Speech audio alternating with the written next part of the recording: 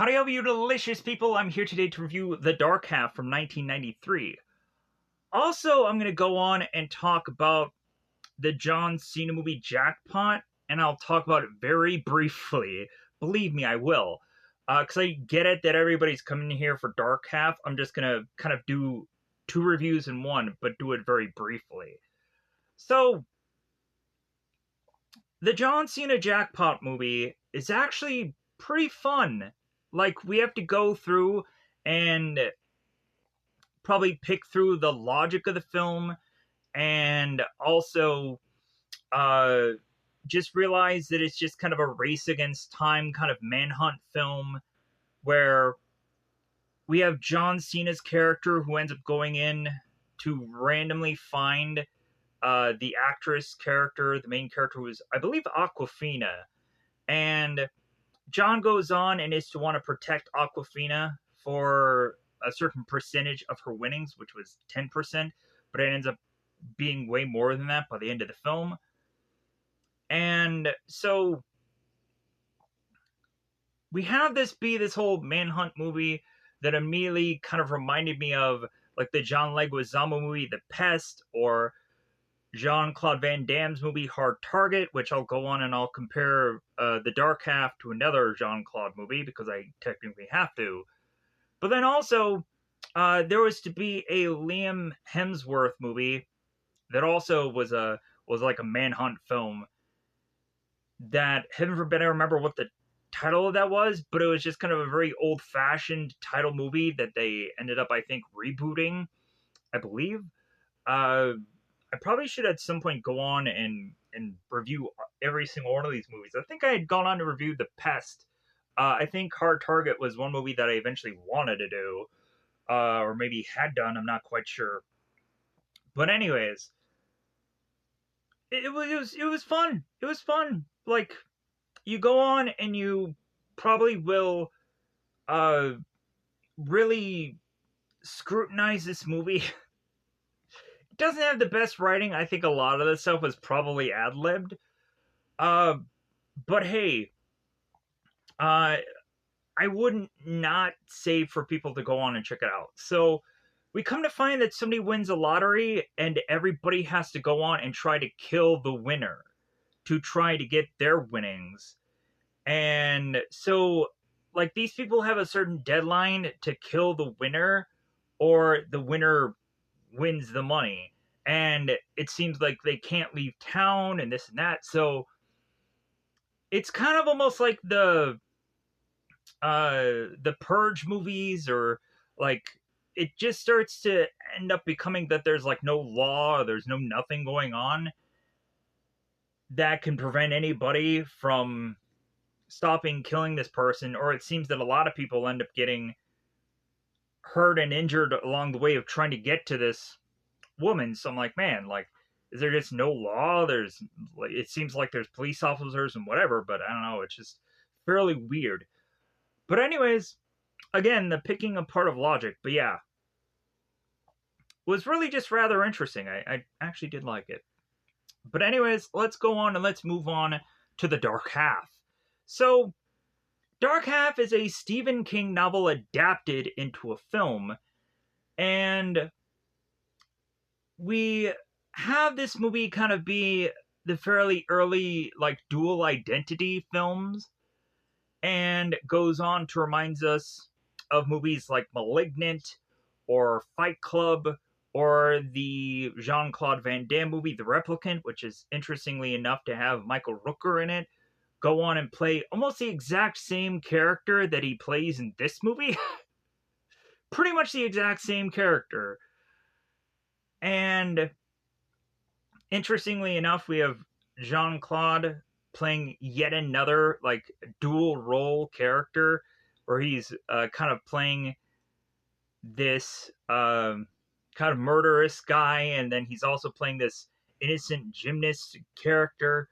And really, it's trying so much to be like this film, but then again,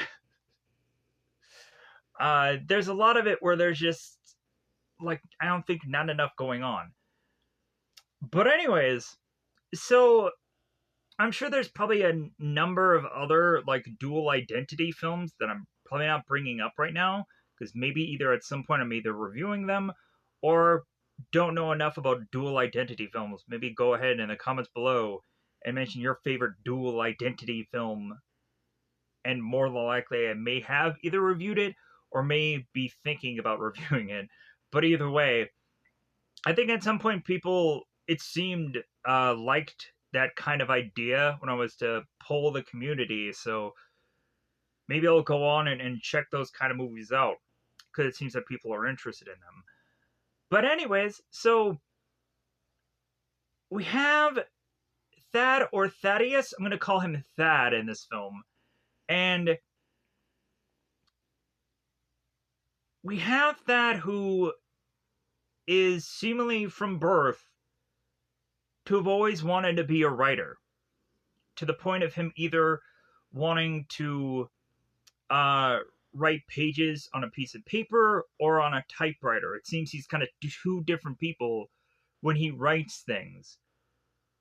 And we come to find out that Thad ends up having these horrible headaches, which we'll come to find ends up leading to him needing to go on and need a tumor removed in this film. Because I guess he was to have had a possible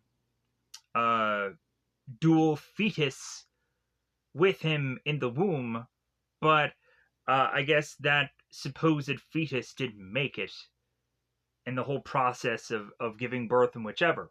So we, within this film, are to possibly think whether Thaddeus is to go on and be killing these people himself, or whatever alternate personality he is to make for himself, or that maybe another supposed person who is to look just like him is to be doing these killings. And so eventually we have to come to that answer by the third act of this movie. I thought that this movie was just kind of rather fun. And I also do think that this movie is very slow paced. Because I was like, when I was going and I was checking the time, and I was like, oh my god, like, we're only halfway through this movie? Wow, okay. I have another hour of this? I'm like, man, this movie, like, just really needs to just kind of quicken up the pace. But I get it. Like, there is really a lot of just build up to this movie, and like, what are you gonna have the killer go on and do? Consistently just kind of randomly kill people? That wouldn't make any sense. You have to have the killer who needs to kill people for certain purposes. And so yeah, so we come to find that this killer goes on to murder a bunch of Thad's either closest friends or people he is to know fairly recently. And so we have that goes on and even tells Alan, the sheriff, like, who possibly could be the killers. And coincidentally enough, at some points in time, those people end up getting dead. To then have Alan just go on and be like, wait a minute, like, I'd heard who could possibly be the killers from Thad, and they end up being the people dead. So making Alan realize even more so that it's like, wait a minute, like, that has to be the killer. It makes no other sense. But it's all the fact of the matter of it, if it is, that the killer is within Thad's mind. And so we also would go on to have Thad, who at some points is to go on and be writing things, and at some points it is to not be from his own like psyche or whatever, and it ends up being from George Stark, which of course is to be his ghost author or ghost writer author name. And so yeah, so like we end up in the very early stages of this movie having Thad go on and talk about how George would go on and write with these pencils, and how Thad just kind of knows how George would treat people, and even Thad's wife going on and like stating how Thad is when he is this other George character, and how he's kind of rude and kind of seems like an alcoholic and a person who smokes cigarettes and this and that. And but we also have to try as much as possible to separate Thad from George, where supposedly like Thad in this movie is to be much more of a clumsy klutz like guy, and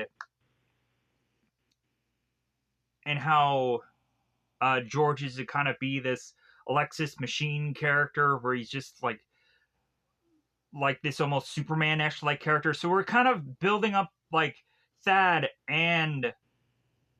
uh and George Starks' character as like Clark Kent and Superman in a way, bizarrely.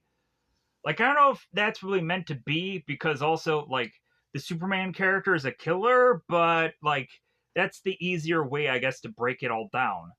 But then also when you kind of look at stuff like Fight Club, how you break down uh, how Edward Norton's character, because he doesn't have a name in that film, like he probably used to be called maybe like Cornelius, if anything else. How we have Edward Norton's character, who is to be the guy that you don't think like anybody would see him as a leader, and how Tyler Durden is to be this good-looking guy that has all the ideas and is to seemingly be the guy who's absolutely free, where Edward Norton's character is absolutely not, where he's fighting or resisting the entire way. So yeah, so like going on and just trying to figure out like the two sides of the sword that each one of these dual identity characters always are is just kind of interesting as a breakdown. But it's also kind of weird to break down these two characters as the Clark Kent Superman kind of thing again, when on the opposite end of the spectrum is to be this this razor blade killing man who goes on is to have at that hotel scene where the guy ends up opening the door. It's like, hey, what's going on out here? Murder. You want some? And the guy's like, yeah, no thanks. And it's like, all right, okay. He just continues on his killing ways. Freaking funny. I liked it. So how did I feel about this movie? I feel that the movie is very slow. Once I got past the first hour of the film, I'm like, oh man, I have another hour of this. But, like, the way that this movie builds is just so great. And we have to realize that the killer is never actually going to personally go after Thad, that the killer is just going to go on and go after everyone that he is closest to or has in his recent span of life known, and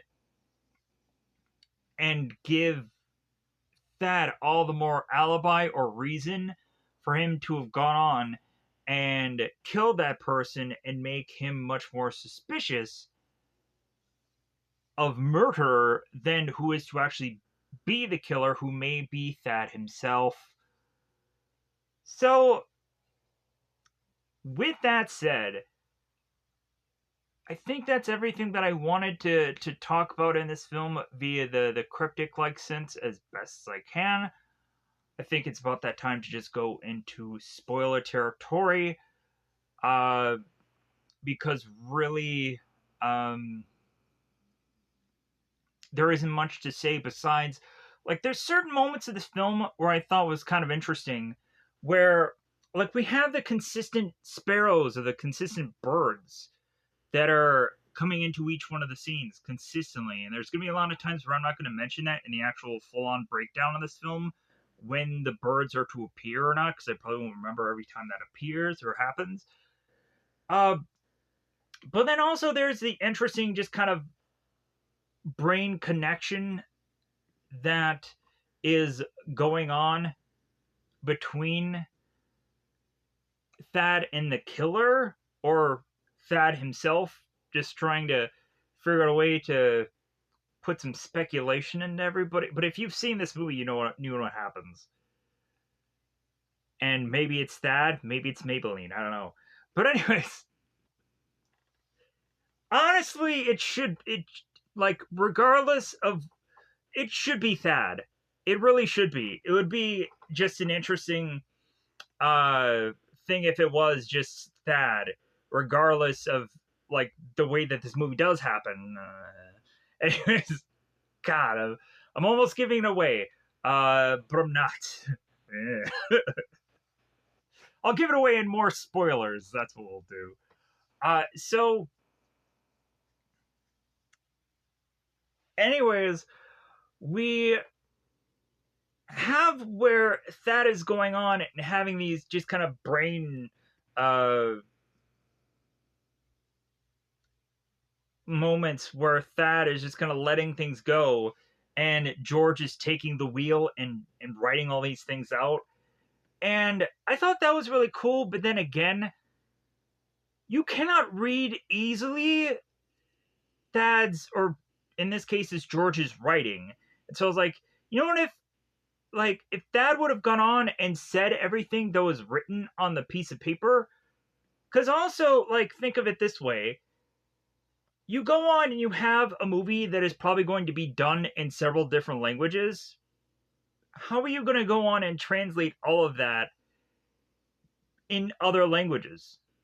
You probably should have gone on and had the person actually read all that out, so anybody in the brother could have translated what it said later on.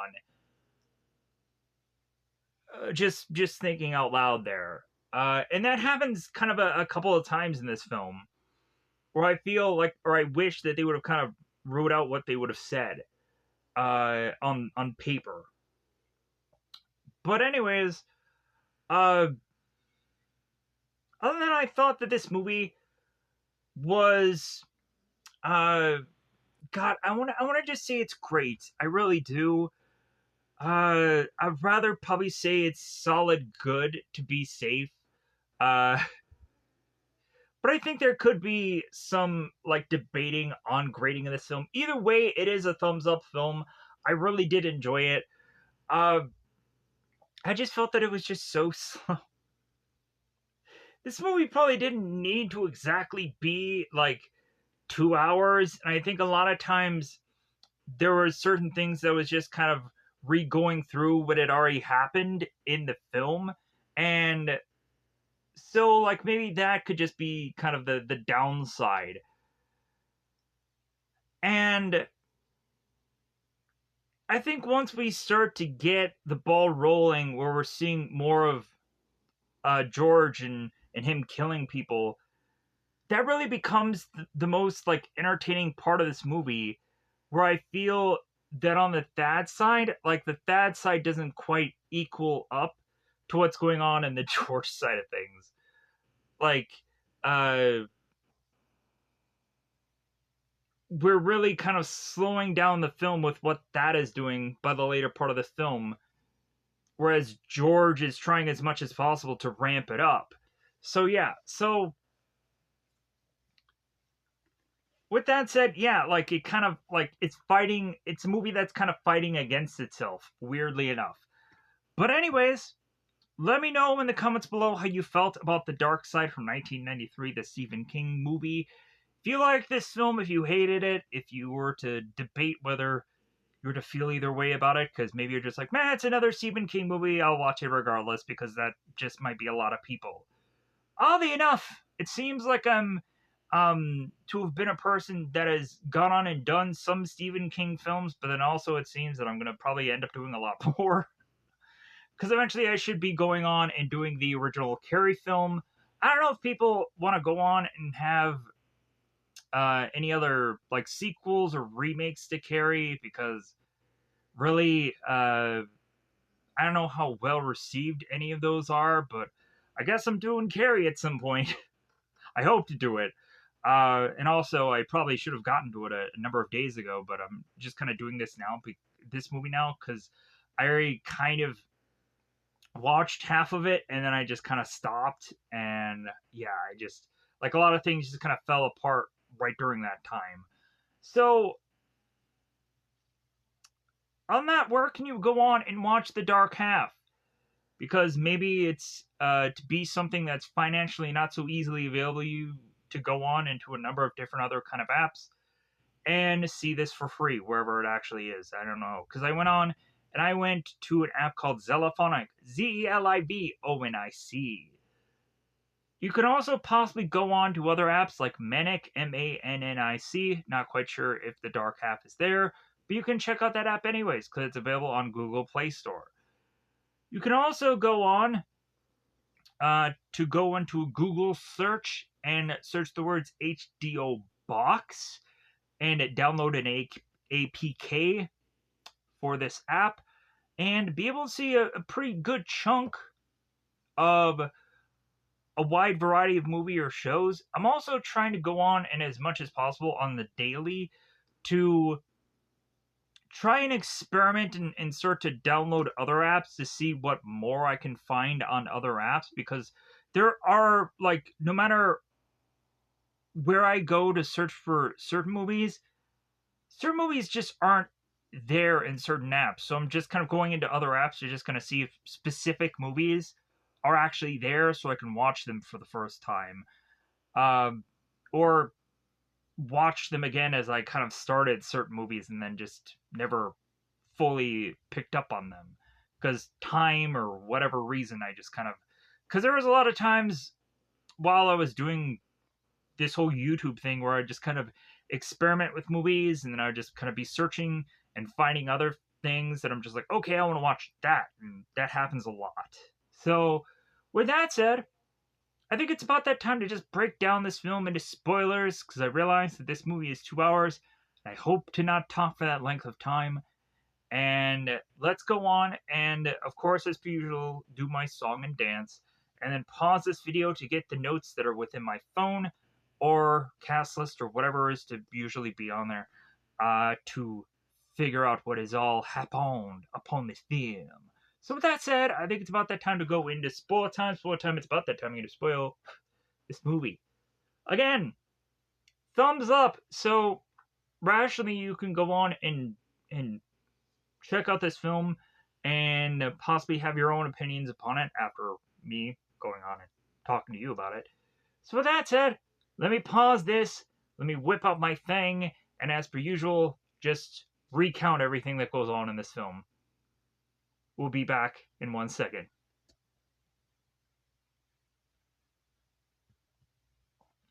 Alright, spoiler territory, everybody.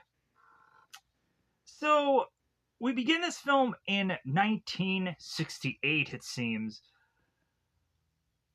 We have Thaddeus, who is going on to be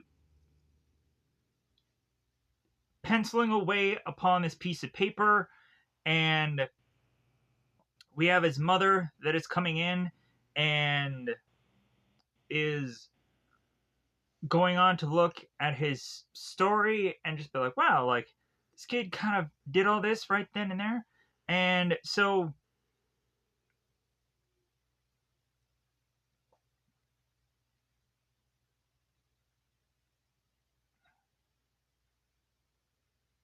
we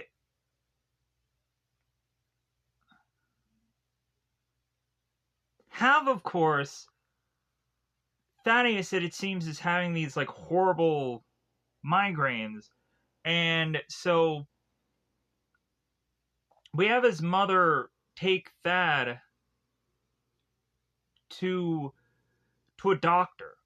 And so this doctor kind of puts the light over his eyes, and so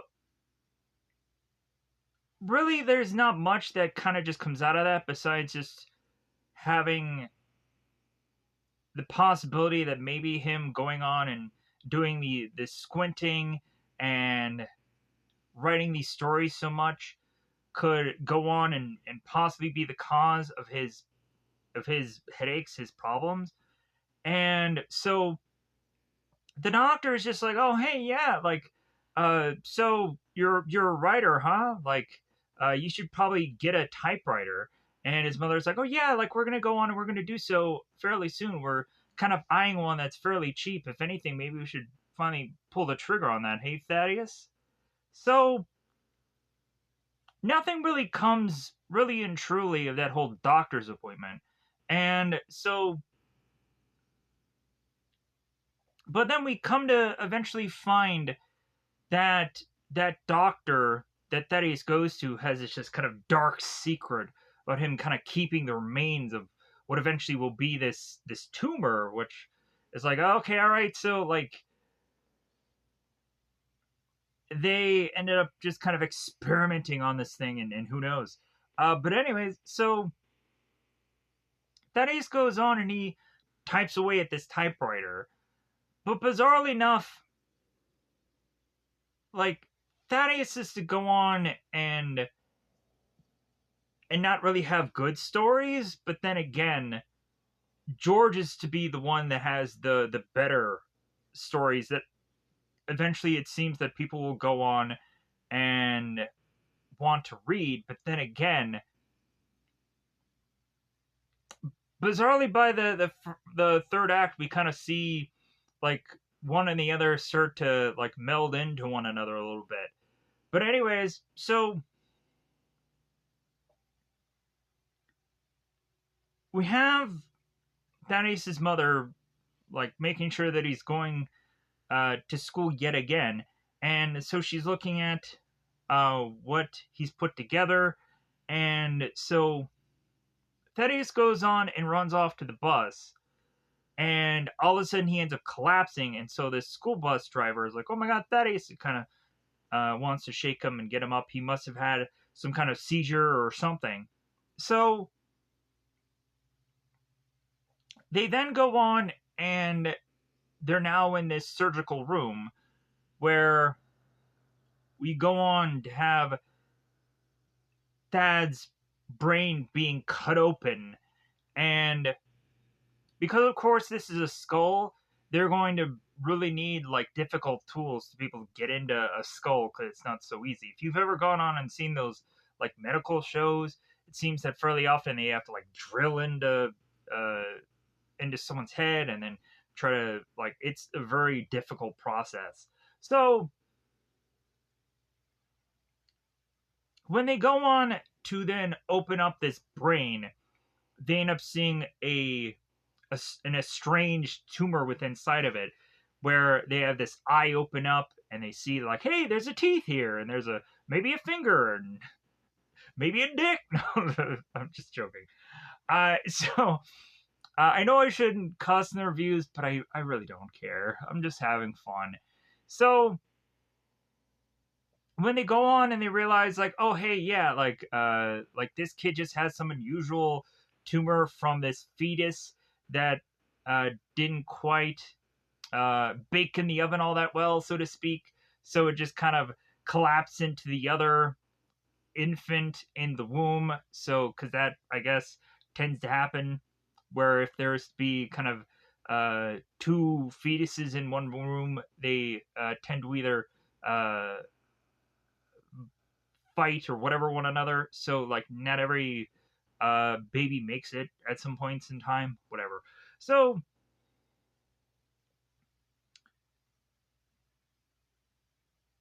we all of a sudden have one of the doctors, and she leaves the room and is all of a sudden looking at this one window, And there's a load of sparrows that are just blah, blah, blah, flying all over the gosh darn place. And that leads just another number of doctors that are all coming to this window and just be like, wow, like there's just a lot of sparrows out there. And so, like, they have to oddly note that this is just such a bizarre occurrence that rarely ever happens. And oddly enough, we have to go on within this movie and give a rational reason for the sparrows, because we even have to go on and have that note, and also uh George note that the sparrows are flying again. And further into the movie, they have to go on and state that it seems that the sparrows are to be some kind of weird supernatural like vessel for when uh like the dead is uh to kind of roll over kind of thing. Like, you know how kind of like the Grim Reaper is to be there for when someone dies, and then the Grim Reaper comes in. It's like, okay, hey buddy, you're going to the afterlife. You're going into that tunnel to see that white light. Yeah, like that's the sparrows in a way. They're like the Grim Reaper, I guess, uh in spirit animal form, I guess, whatever that really means. But yeah, so I'm just trying to break it down in a somewhat quasi common sense like way in some ways. Like it's almost kind of like how the Crow was to go on and bond with the very first the Crow character. It's, I don't know why it is, like dead people and birds. I guess they just flock together. So 23 years later, that is to go on and have a wife named Liz who goes on to have two twins. In my mind, I'm going on and I'm thinking, man, if there would have ever justified a sequel, we could have really worked out that those twins are to be kind of like the dark half kind of sequel thing, and they could have ran with that story. But then again, like, what real thing could we have really just like tried further that this movie hadn't gone on and already done? Like, what more legs would that story would have had? Not quite sure, but it might have been interesting. So that is going on and doing a little bit of a shave, and is kind of seeing that his two sons are just kind of playing around with things, and so he's kind of tossing them a little bit of toys to distract them while he's going on and looking on at his wife, just like, hey, like how are you liking the 9 pages that I gave you? I'm like, in all honesty, like 9 pages I don't think is the best way to know very well if like a book is gonna go that well. But then again, who am I to know?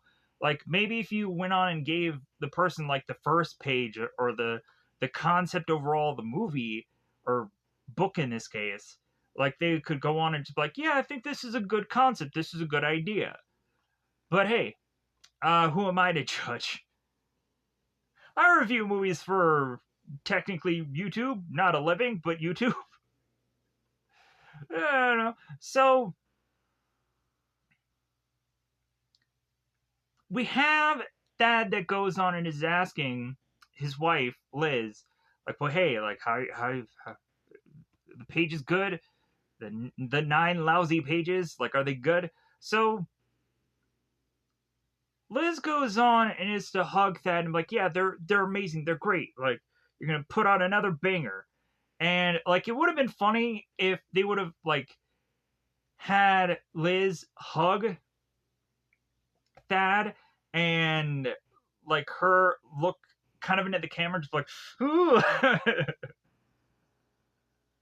Just to like have like a kind of funny moment where like she's just kind of putting in blind fate to Thad and hoping that it's gonna work out, that at some point he's gonna put out an even better story because of it. But like it seems that she was really being brutally honest at this point, so let's give her all that credit. So Thad goes on to, it seems, be a teacher who is probably teaching like English lit or something. And so he's going on and he's talking to these students about the inner and outer being, going on and stating that at some point, some certain beings you would need to go on and need to cut loose, need to run wild, and at some certain points, like we have the inner being that is truth, where the outer being like is just a pack of lies and this and that. So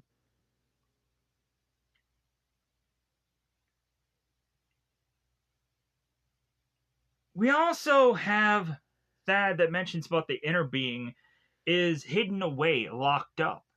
And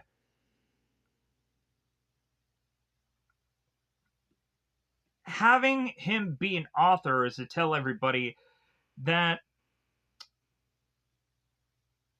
you shouldn't have to hide that inner being. Uh,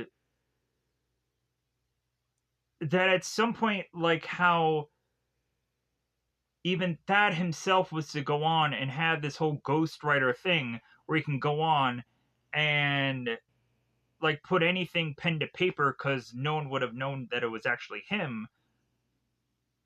Like he had the freedom there that eventually soon is going to be taken away by another character coming up here. But like he doesn't mention that part about like the whole like he himself is gone under a ghostwriter, but eventually that'll be quickly uh given up by another person threatening him with blackmail. We'll get to that. So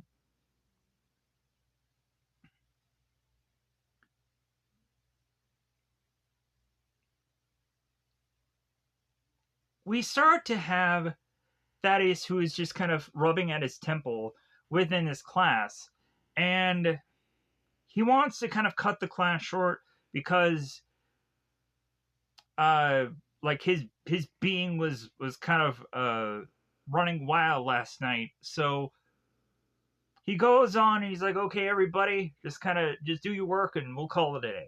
So everybody starts to go on and starts to leave, but then there's one guy in the distance who's just kind of looking. So a guy named Fred makes his way to Thad, and he goes on and he's to ask that. It's like, well, hey, can I get an autograph from this book? And Thad is like, don't know what you're talking about there, buddy. Like, can you see that like the author in the back of the book? It's not me. And so Fred is going, I'm like, well, yeah, like I see that it says George Stark. But like I think the name of this author is to actually be phony. So that kind of, in a kind of very cryptic way, kind of knows where he's going. So the two of them kind of speak in his office. So Fred goes on and he is to state that he's like, well, hey, like, since you've been kind of a storyteller all your life, let me do the storytelling now. So Fred goes on and is to mention, he's like, well, yeah, like, I think there is somebody who had gone on and like wanted to keep the private life. So he went on to be this George Stark guy. Let's go on and let's come up with a name for this guy, and let's just call him Belmont or Beaumont, the guy's actual name, the guy's actual last name. So he tells this whole tale about how, like, at some point, that was to have been a person who tried to put all these stories and wasn't at all successful. So he decided to go under this ghostwriting name and was all about like uh was all about tits and violence and whatever, and the book sold well. So Fred ends up saying, it's like, well, yeah, like that's what happened with this character. Like, man, wouldn't it be terrible if someone had gone on and found out who this guy was, maybe his family or the public, and like, what would happen to this guy? Like, would they not want to go on and buy his books for $29 and change? Like, if they knew the truth and this and that. So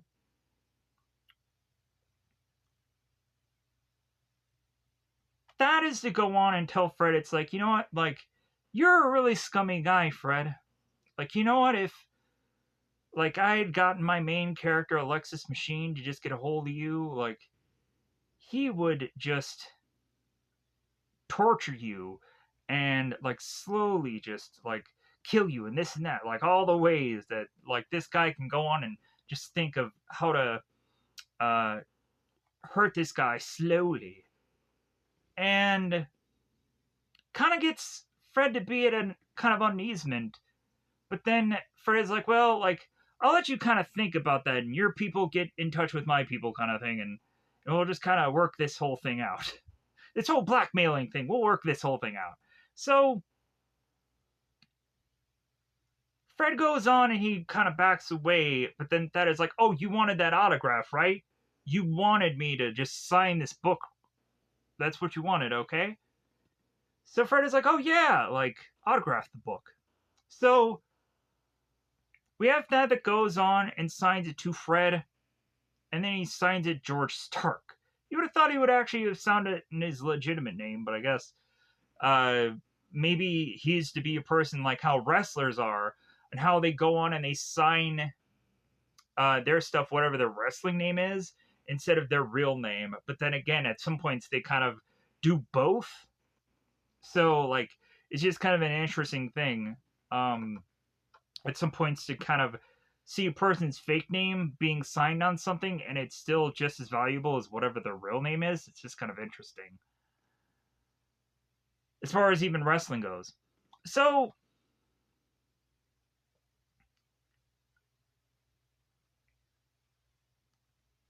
that goes on, and so he is to tell this story to his wife Liz, and so Liz is going on and I think needing to change her baby, and it's like, you know what, I can't, how I think that you should knock this character for a loop, this Fred guy.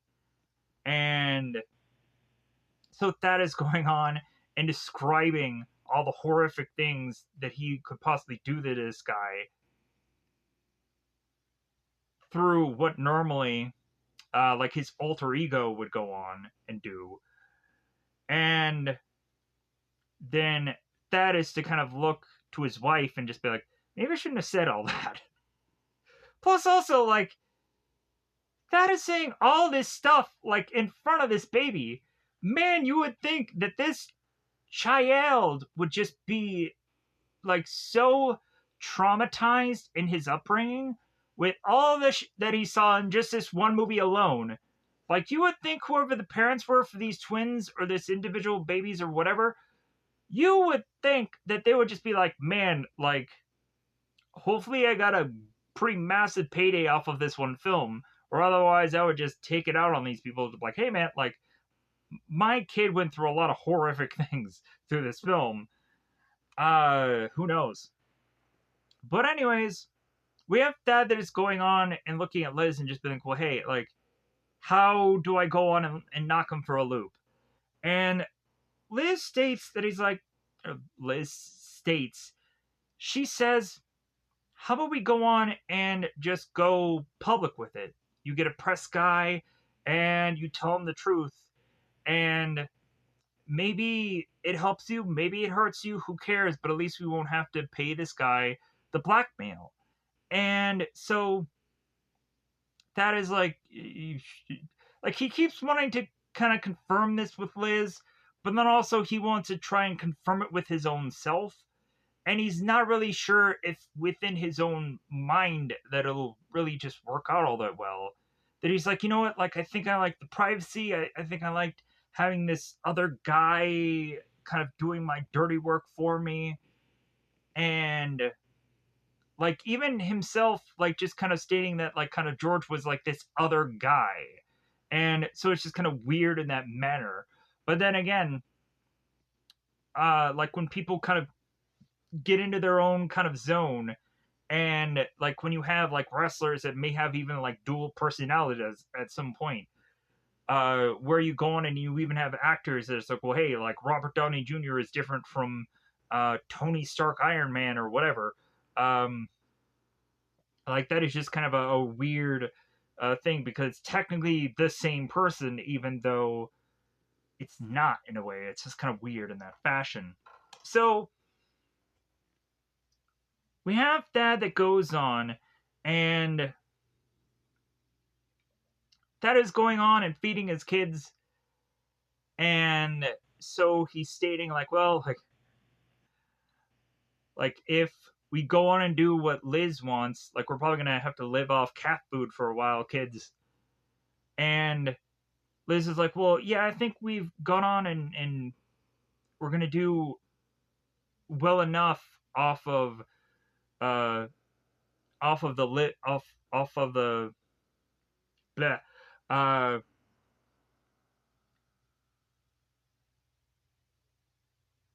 we're gonna make a good living off of what dad's money is gonna be able to or Beaumont's money is gonna give us.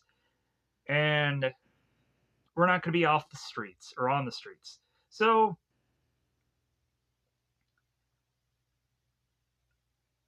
Liz all of a sudden ends up getting this turkey out of the oven, and as she kind of slaps it onto this uh this platter, this little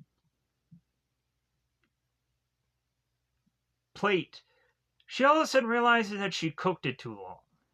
And bizarrely, later on in this dream, we again have Thad that is having this kind of weird turkey in this oven, and it's very estranged.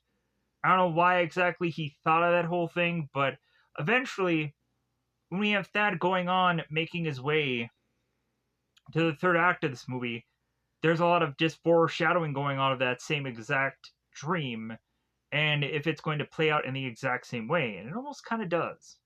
So, but that is to convince Liz. It's like, no, like the turkey's fine. It's okay. It's kind of like in the Christmas Vacation movie where the one woman is like, I know we cooked it too long. And Chevy Chase is like, no, I think it's good. I think it's okay. Just a little dry. So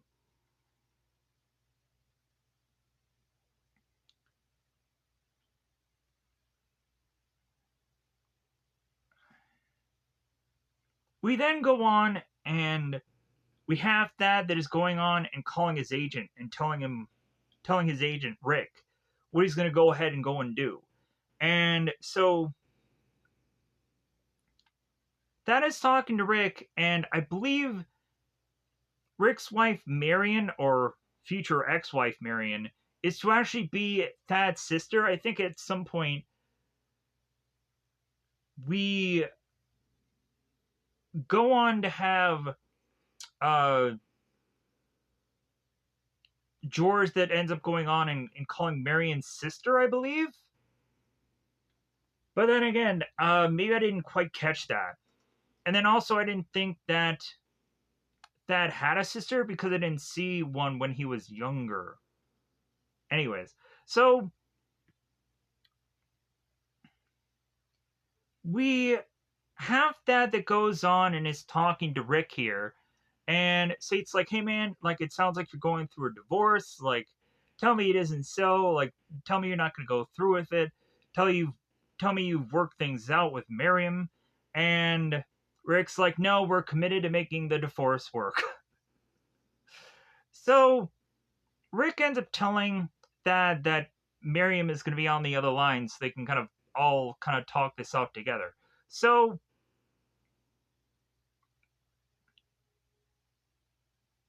Miriam is convincing Thad. It's like, yeah, we're gonna go on and we're gonna make a killing with you, and your new book is gonna, I'm sure, make 200,000 sells hardback and this and that. Like if anything, everything's gonna be fine. So they're like, who needs George Stark?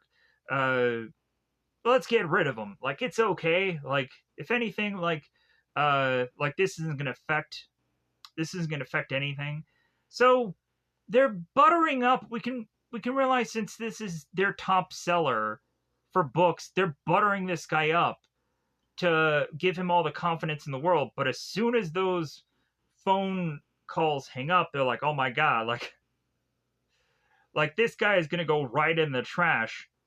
And like it's just kind of funny how they're ending up talking. And so Rick goes on and he's telling Miriam, he's like, yeah, like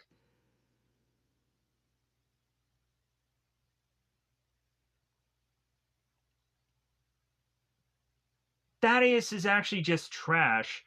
And uh and Rick loves trash, but George Stark's books were actually fun. So we then turn to Thad, that is now kind of with Liz.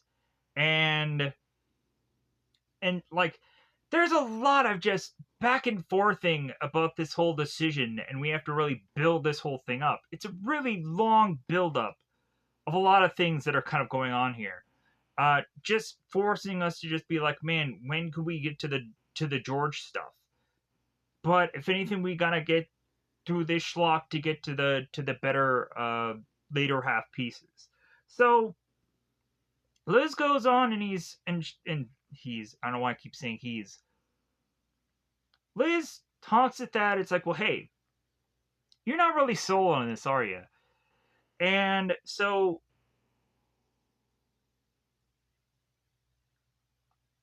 here's where we have Thad, that is to go on and just be like, well, yeah, like, you know what, like, I like the privacy. I like that this is a completely other different person than me. And here's where Liz starts to break down the whole fact of like, yeah, you were in like god awful moods when you were George. Like, if anything, you would drink, you would smoke. That is like, I haven't drank in a long time. I haven't smoked in a long time. And Liz is just like, well, yeah, but like you were a really bad guy when you were this guy. So yeah, so like really trying as much as possible to state that Thad and George were two different people, but then also that in some ways they're kind of the same. So like it tries as much as possible to hide the fact that this is a dual thing by making it seem that this one character is one and the same. So yeah, like they try to disguise it and make it into mystery, but we all eventually know how this plays out. So we go on, and we have George, Liz, the kids, and we have this guy who's putting together this news article in this newspaper called Michael. And he goes on and he start reading a passage from this book.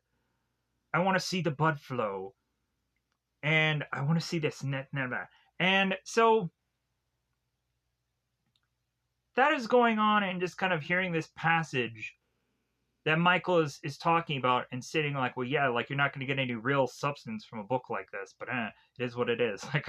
He's even like mocking or making fun of his own book when like it's kind of done so well for him. Like that's like going on and having like an actor going and kind of critiquing like their movie that they're most known for, or like one hit wonder guys or girls that go on and like hate the song that they're known for. Like, and there are people that go on and do that. Like the lead singer from Flock of Seagulls like hates the song that he's known for, the Iran song.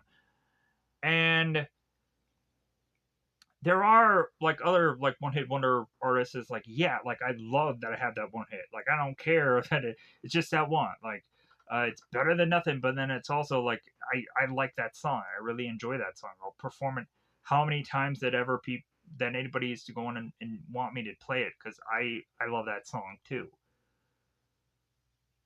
So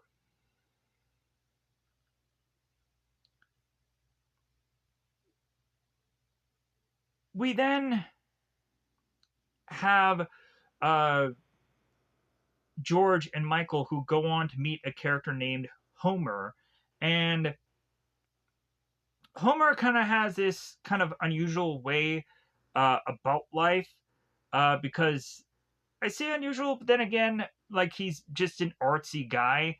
So this guy is going on and talking about how he's putting like teddy bears in coffins and like it's the American way of death and kind of an unusual title, but hey, like anybody can go on and say anything is kind of unusual. So we have Homer that goes on and shakes hands with Mike here, and Mike it seems has a ponytail in the back of his head, but he's also just kind of has has a certain kind of hairstyle. But it also is kind of funny when Michael does get killed in this movie, how the ponytail off. It's kind of funny. So Homer goes on and meets with Mike, and he's like, "Oh, you must be the New Yorker. I could tell by the ponytail, by the hair." So Mike is to mention that he's from People magazine and that Homer must be the photographer, as there is also a guy behind him. So they're going on and they're getting all this camera stuff being set up here.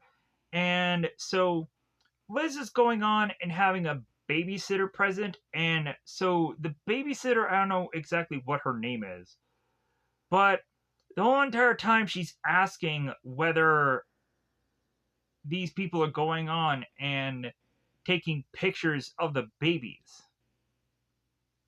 Like I get it that uh like these babies are too young to have their own consents about whether or not to have their identities revealed out to the public and whatever.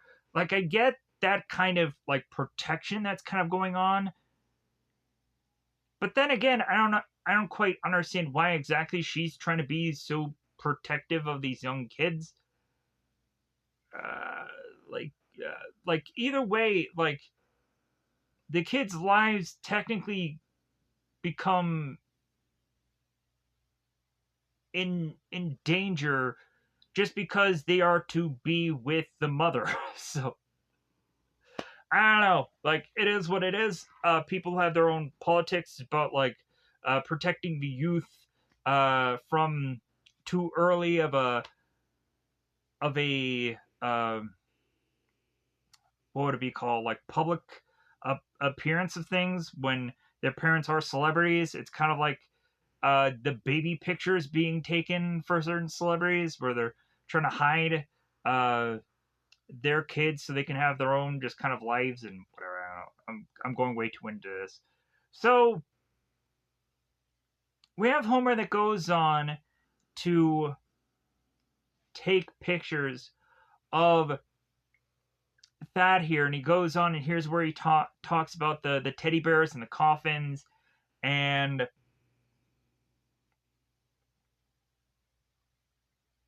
he's thinking about trying to make a project out of all this, and he's possibly thinking how he can tie in Thad to this project, and maybe have him just start to kind of put some anecdotes or kind of write some things within some of his photos to kind of combine them together with the American way of death.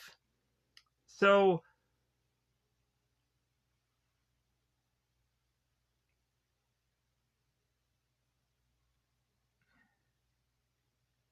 we then have Thad that goes into his room where he is to do all of his writing. And interestingly enough, when he's a young kid, like he has a window in his room. But then when he has his writing room here, there's not a single window in this room to not, I guess, mimic like his childhood. So Mike ends up realizing within this room, and he brings it up to Thad. It's like, why is there no window in this room? And Thad states like, well, like I come in here and I come here to write. Like if there was a window in this room, I'm sure I would just kind of stare off into the lake all day and I wouldn't get anything done. And so Mike is like, oh, all right, makes sense. So we have Thad that breaks down his whole process of how he puts things together and how when he goes into the typewriter, he's Thaddeus. But when then he is to be George, he always is to have to just write with this pencil. And so Mike is just like, well, wait a minute. Like, it seems a little strange when you have two different processes when you're writing.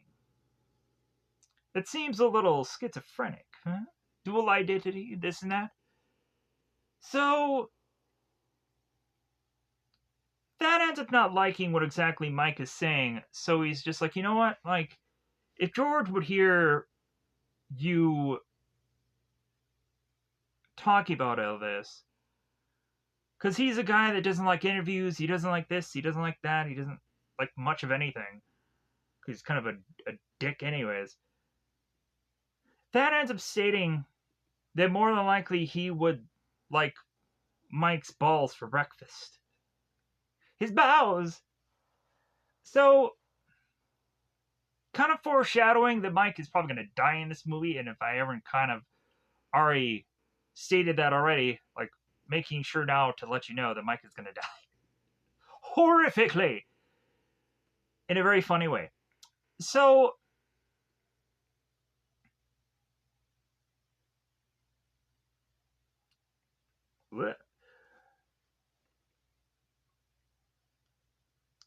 we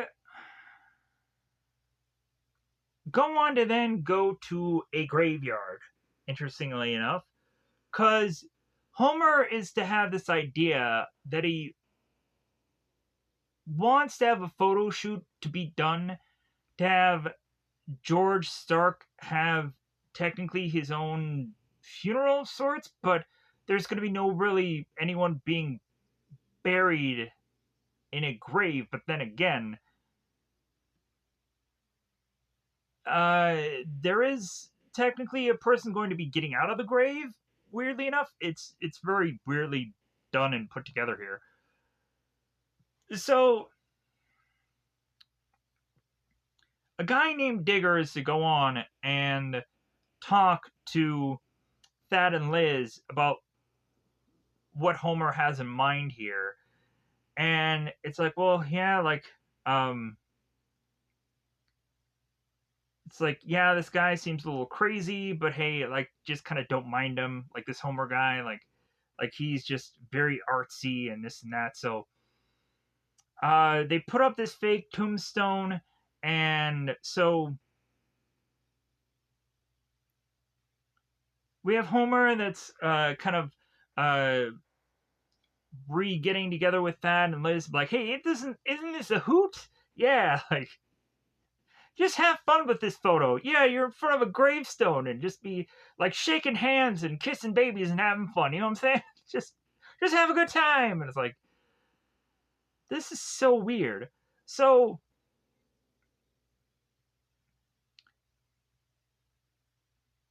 they're going on, and Thad is kind of rolling with is like, well, yeah, like New York is gonna love this kind of image, right?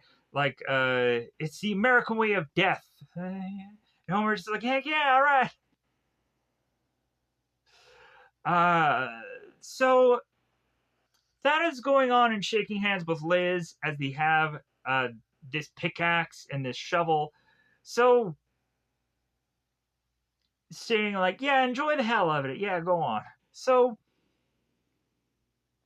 we turn around and Thad and Liz were getting like the aftermath, the picture of this whole thing in this magazine, and Thad is now saying his real opinion upon these pictures about how they look like idiots, and beyond them having this bizarrish handshake and making what Thad feels is like a goof out of this whole like killing a person who isn't even dead. So again, we're having Thad, who is just kind of afraid of the fact that they can't hide from publicity anymore. And so Liz is going on and sitting. It's like, well, you know what? Like, you're going to be the flavor of the week. People are going to forget about you. Then you're going to go on and win the Nobel Prize or the Pulitzer. And, like, and they'll come swarming back. So, just don't think about it. Just kind of just have fun with this. So, we have Homer who is going on and just driving along, and guess who's going to be the first death of this film?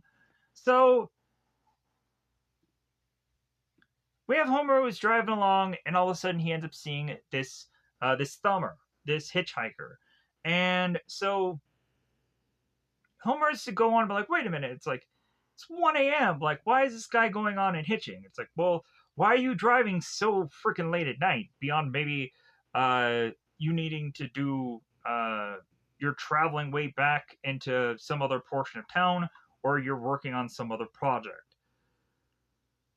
So this guy is thumbing, and Homer ends up kind of it's like, okay, buddy, like make your way to my truck, and I'll give you a ride.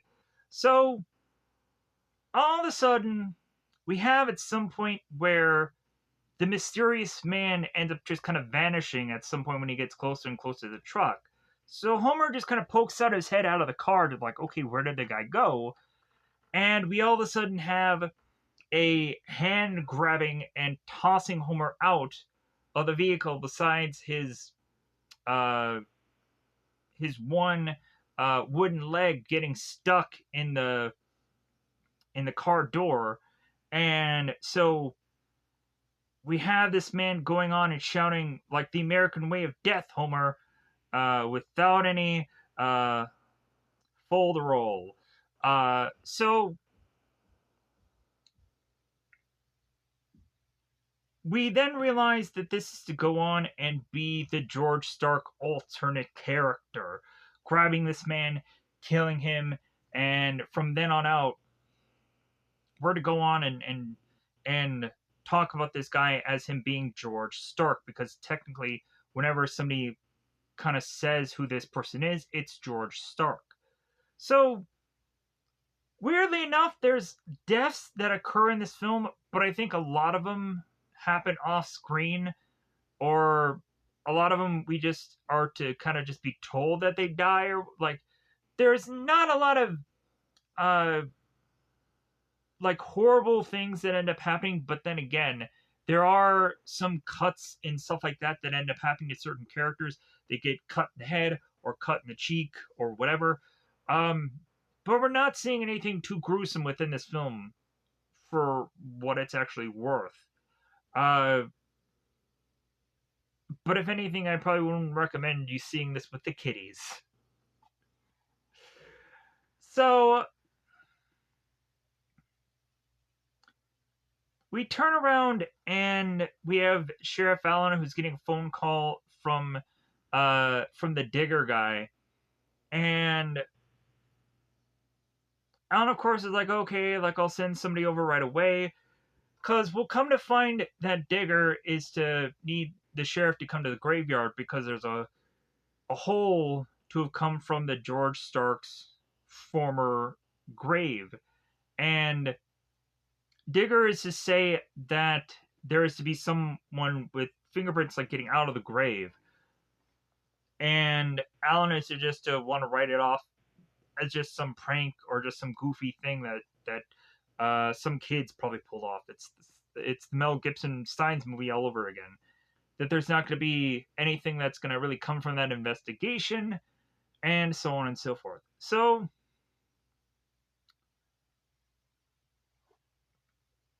also, Alan is to talk uh, to his 911 operator and just be like, well, yeah, like it's just Digger seeing ghosts again, this and that. So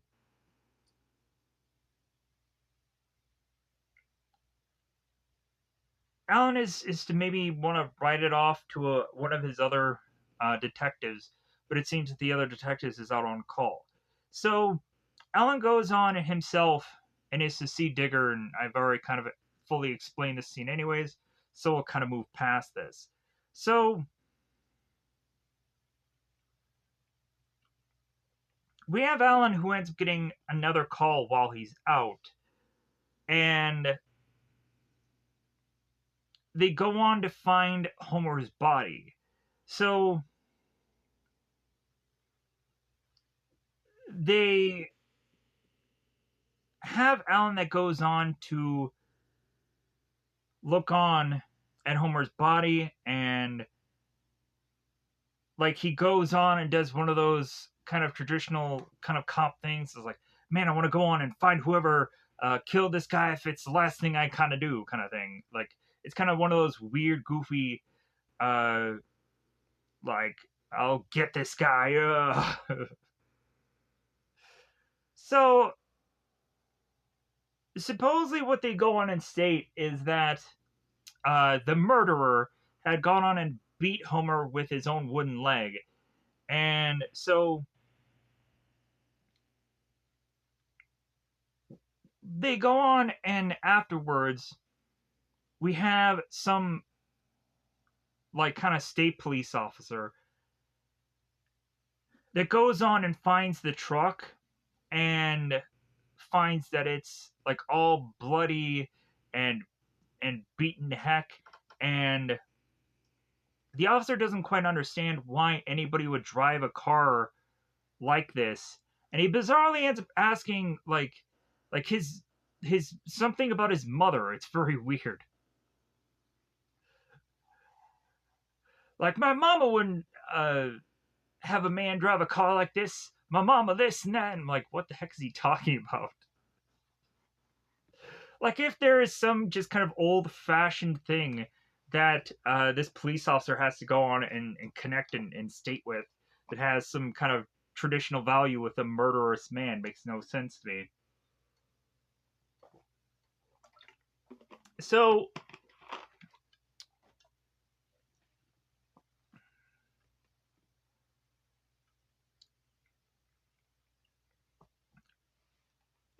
we have Thad that is making his way from the airport.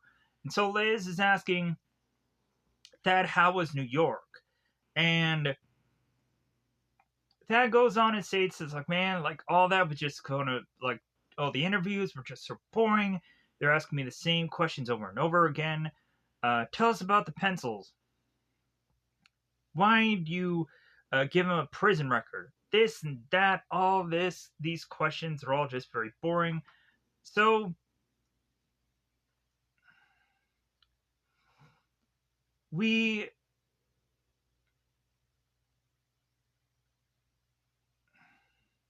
have, of course, them making their way back home, and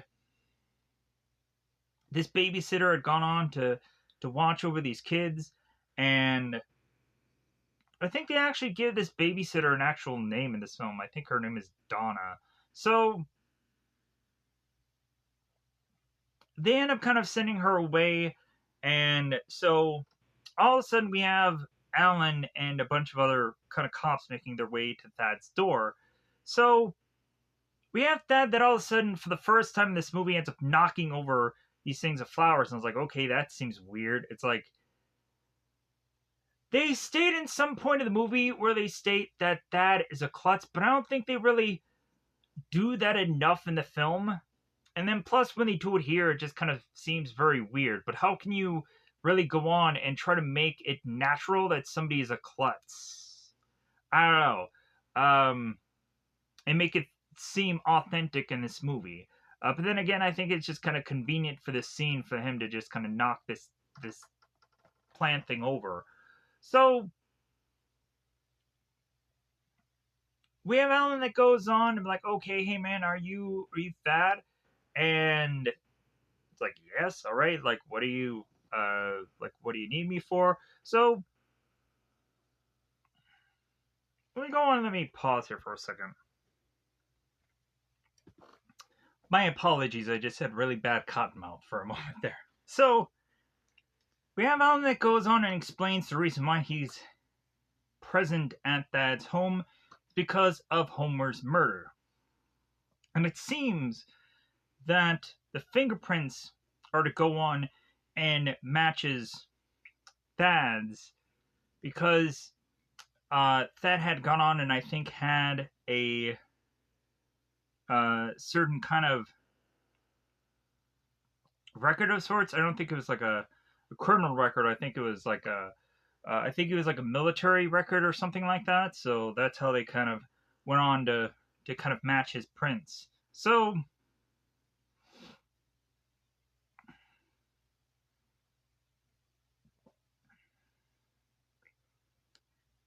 we go on to have, within this whole thing, Alan goes on to ask, of course, that it's like, well, like it seems that the death could have happened between 9 or sometime after midnight, could be anywhere kind of between there. And so, really, Alan is trying to figure out some kind of alibi for, of course, that. And that is saying, like, well, hey, like, how about you go on and, like, ask the people when I signed in at my hotel when I was at New York. Ask this and that, all these people, and all these things that I had to go on and do, these interviews and everything that I do for business. Like, ask all these people about that, if I was there or not. So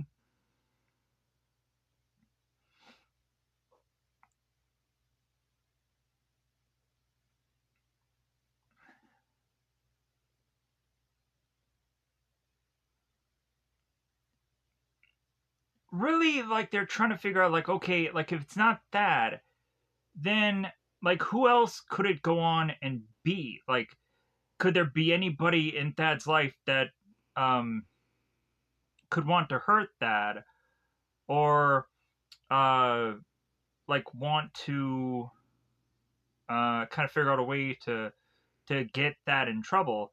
And we of course have that goes on and mentions, like, well, yeah, like, well, like, I just met this guy recently called Fred Clausen, and he was the guy through my publisher who found out that I wrote the George Stark books, was trying to blackmail me. So, like, I had to go public with me being George Stark. So,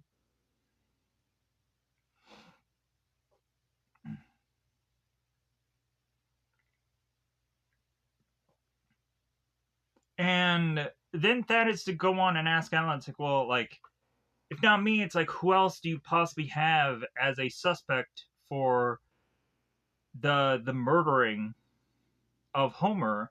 And, like, you couldn't have come all the way here just because eventually you just found a hole in the ground, as Alan is to go on and explain the whole uh him going to Digger and finding out that there is to have been this hole where George Stark had supposedly been buried. So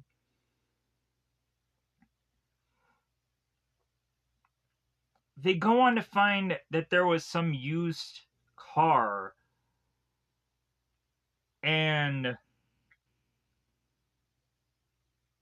and here's where, of course, the fingerprints were matching uh with Thad's, and also, like, the blood was to match Homer, so that's how they kind of connected everything together. So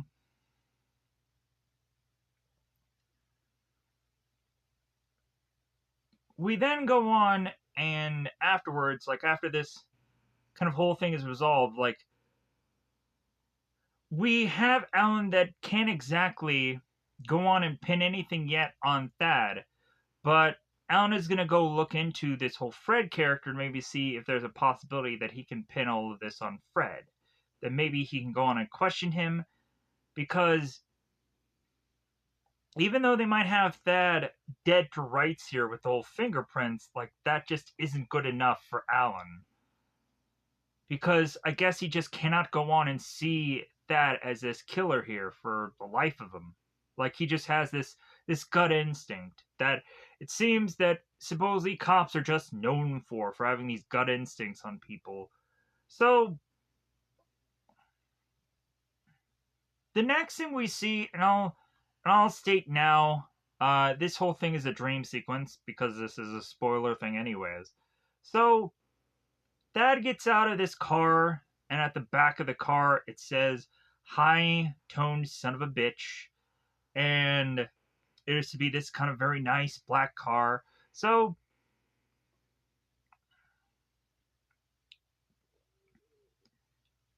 we have Thad that is making his way into this house, and we all of a sudden have this one flower vase that ends up starting to break. Thad ends up going next to this oven where the oven ends up breaking in half. The door breaks in half. And Thad looks inside the oven to see that this turkey is just kind of falling apart. Very gross and nasty and whichever. Thad ends up going on to see a baby bag, and then all of a sudden some feet are walking. Thad makes his way to his wife to all of a sudden see that his wife is to also have this vase like face, and it shatters and it shows her skeleton. And then all of a sudden, we have Thad that wakes up and realizes that what he had witnessed to have seen was all just some dream. And so he wakes up and he's kind of hugging onto his wife, and like he probably is to like foresee here that his wife and possibly his kids are in the future going to be in danger. So he's holding on to his wife as much as possible, thinking that at some point, like, she could die. So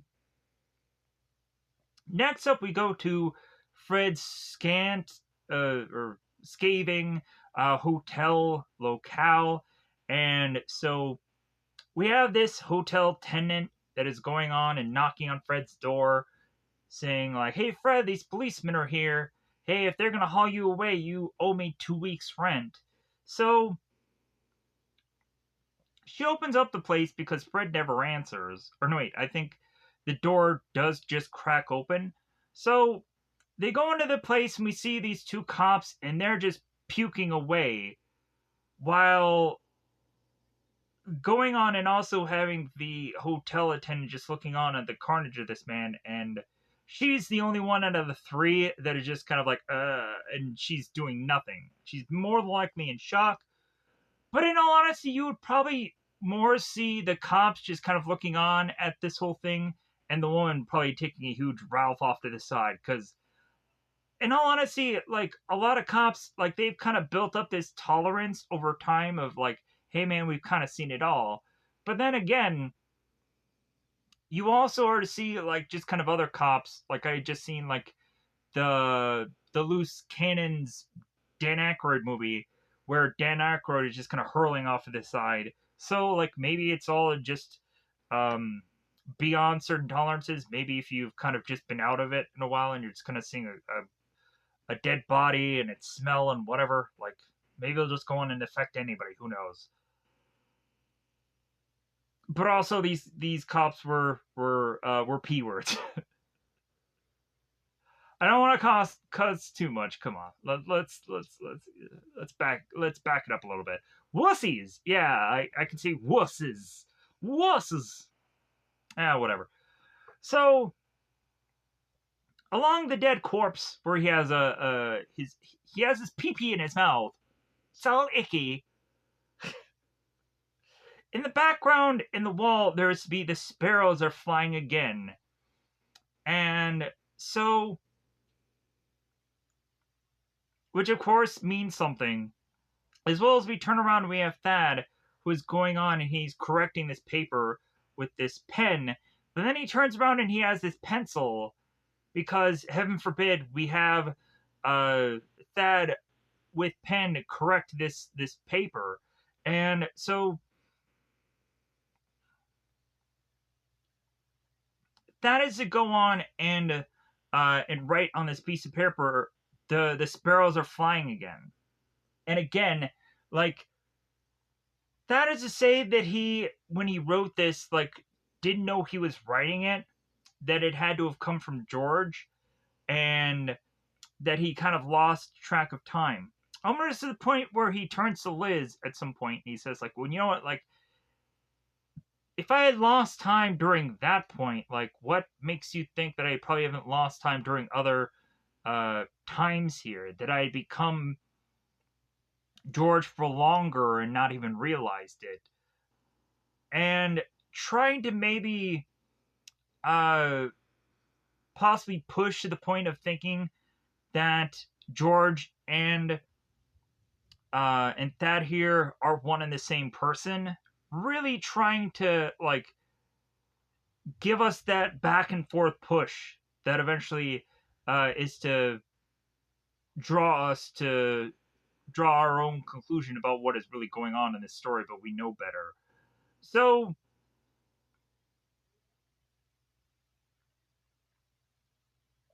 we then have Thad who's talking to Liz, and Liz is like, hey, he's back. Who's back? Alan's back. The sheriff's back. Not him again. That guy. Get him out of here. I don't want to see Michael Rooker. I've seen him enough in the Walking Dead movies. Come on. Merle. Off, Merle. So, uh, we now have to go on and have Alan who comes to Thad here. And Alan's like, well, yeah, like that Fred guy that you told me about, come to find out he's dead. And they're just like, well, like, could he have killed himself and is trying to blame Thad for this? And Alan is like, no, no, no, no. Like, not with the way that this guy is dead. Like, this guy really got, like, tortured and, like, it was like a slow death. And, like, there was no way that it could have really have been his own self that could have gone on to do all of this. And, like, the guy's wang was chopped off and being tossed in his mouth. All kinds of horrific acts. So,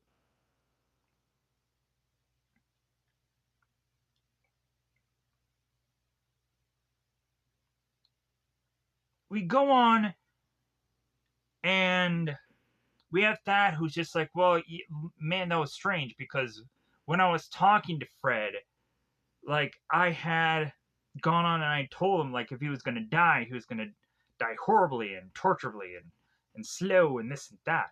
And then Thad turns to Alan, he's like, it's like, you can't really think that I am the murderer talking this way. Like, that I would confess that to you, like, if I was to not be the murderer. Like, come on, Alan. Like, what's the Force telling you? Search your feelings, Alan. Come on, what's your gut telling you, Alan? Come on. I'm not the murderer. Come on. So, plus also, like, we have Thad. I don't know if it was here or it was early on when Homer is trying to figure out the alibis. Because he says that he was in a press reception till 11 o'clock. And so, I think here's where they talk about the 9 and the 10, or maybe even midnight. So they can't quite exactly figure out if they can beat uh, Thad's alibis or not. And so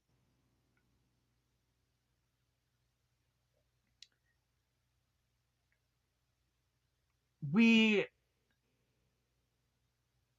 have Thad who's like, oh, okay, like, so I guess you need to figure out how, like, you can beat my alibi, or how it like would best make sense for me to be the murderer here.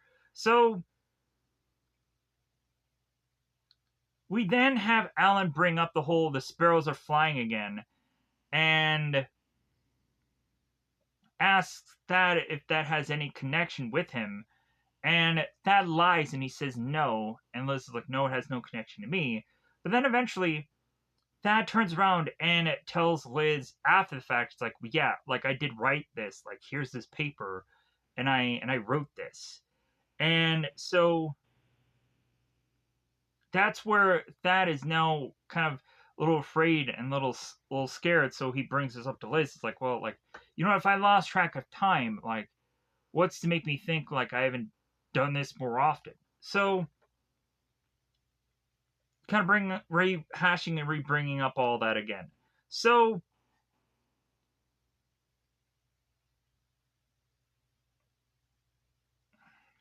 we also have Thad that is mentioning about how when he was a kid and he had a tumor, how he can bizarrely start to hear certain things. Like he could hear birds. And so he's starting to say that now he can start to hear those things again, as if he possibly has another tumor within inside of him. And so we're having Liz that is possibly stating to that it's like, well, maybe you should go on and see a doctor again to see if like maybe you have like another tumor or another this or that and that. And that is just like I don't know if it's really that anymore. I just don't really know. So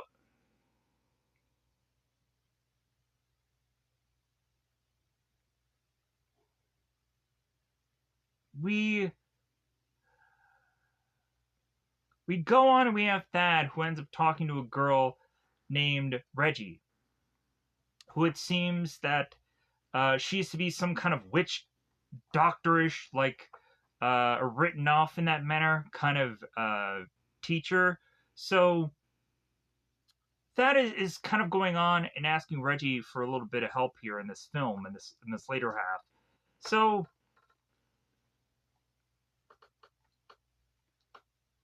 and then also like Reggie is to have been asked by Alan if that is to be a very good person, and Reggie is to state to Alan it's like or to well technically Alan, but also to say to Thad right to his face is like, oh yeah, I told Alan that you're a good person and I lied about it.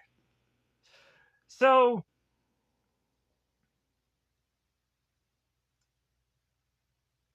so Thad goes on to his office and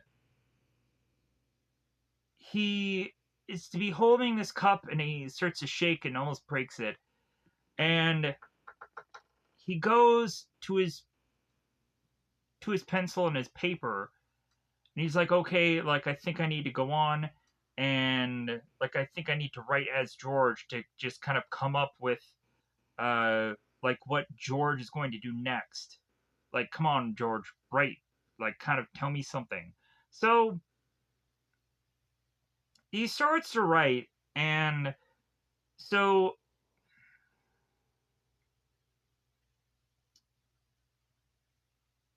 he goes on and says all of this stuff and mentions about Assis and Ensville and uh,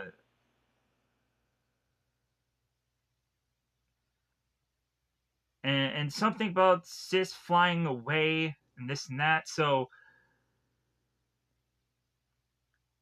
we're realizing that Marion is going to be the next target here. So we have Marion that goes on and opens her door and is to end up getting her head smacked into the the door frame of this hotel. So she then ends up going on and getting her face kind of damaged a little bit. So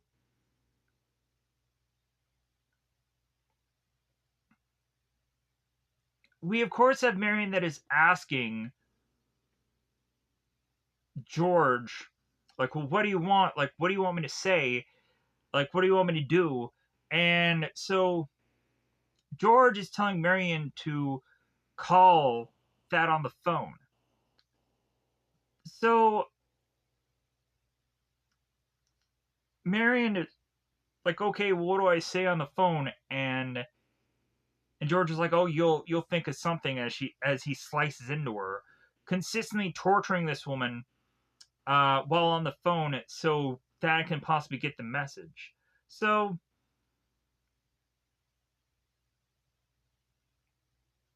And plus, also, George just go on and tell Marion, it's like, tell him who you are and tell him what's going on here. So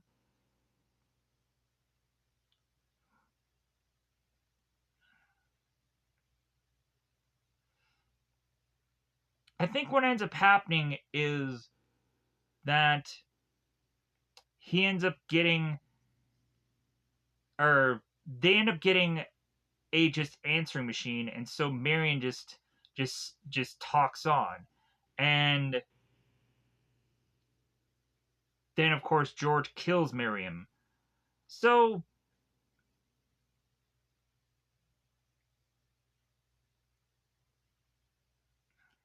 we then have Alan, who is to see that his kid is watching television, and Alan is telling his kid, "Hey, like, can you kind of give me some room here, kid?" So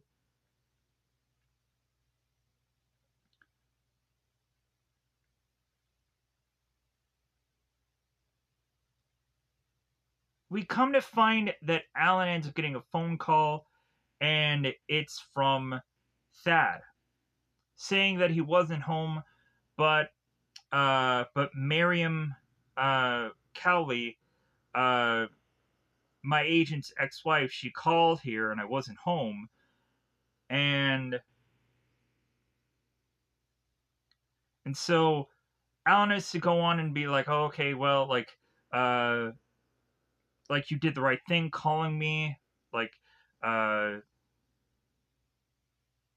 like I can kind of cut through everything that I need to do to just kind of, uh, like just to kind of see what happened. So that ends up eventually getting a phone call, and he gets a confirmation that Miriam is dead. So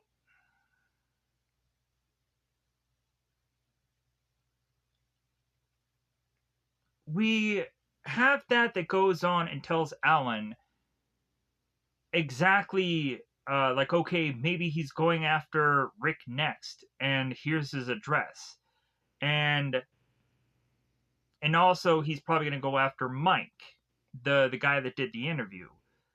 And oddly enough, like, the people that is talking about is the exact people that, of course, George goes after, because of the whole mind link thing of like, oh yeah, you're giving me, or you're telling me who I should go after. I'm going to go after these people to make it even more suspicious on your side of things. In the exact order that you state their names in, and this and that. So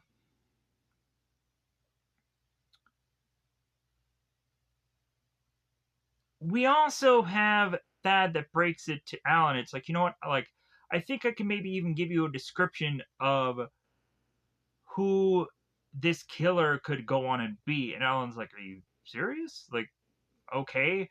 So that goes on to explain that the killer is to go on and be about his size, blue eyes, has the same, uh, like, has the same eyes and the same size as him, which I don't even think that he has blue eyes, but whatever, I guess it's for the story. So his hair is slicked back. He's about Thad's age, which doesn't quite exactly make sense in my brain. You would think that that other clone would be younger, just because of the fact of, like, the other fetus wasn't fully formed. So how is it the same age as that? It doesn't quite make any sense, but I guess it is what it is. Whatever. So, and then he has a black um Toronto, whatever that means, whatever that car is, and then of course it has that same kind of words that are on the back of it that we had already said before. The high toned son of a bear, you know what I'm saying. So next up in the killing spree is to be Mike here. So we bizarrely have, like, Mike coming into this hotel place that either has these red or just these blue light things that are kind of going on. don't know why they chose that color scheme, but I guess it is kind of interesting uh, for this environment instead of just the just normal lighting, I guess. I don't know. Maybe they were trying to uh, figure out a way to like not, or maybe they were trying to figure out a way to just kind of change things up, and then also maybe they were trying to hide the blood with like red on red at some points. Not quite sure what they were thinking here. So Homer goes out of his elevator to this hallway, and so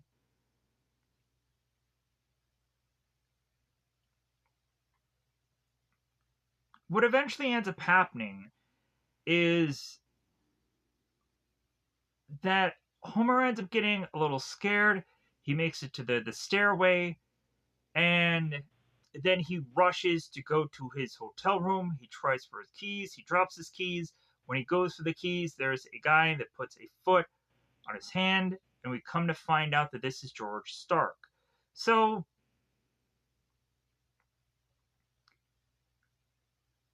we have George that ends up slicing Homer on the forehead. And so as Homer, or as Mike here, starts to run away, and Mike is trying to bang on all these other apartment doors, like, "Hey, please help me." That's when we get the other uh, apartment owner guy, that ends up kind of opening this door. It's like, "Hey, man, what's going on?" And George turns, he's like, "Murder. Want some?" And the guy's like, "No." And again, funny scene. So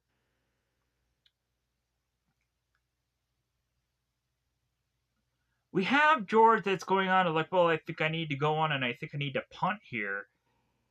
I don't know what it is about like rated R movies and bizarrely them having to go on and they need to like kick somebody in the head as if they're punting. I end up seeing the exact same thing in I think most of the Deadpool movies, like especially the very first one, where they're like lining up the kick and bam.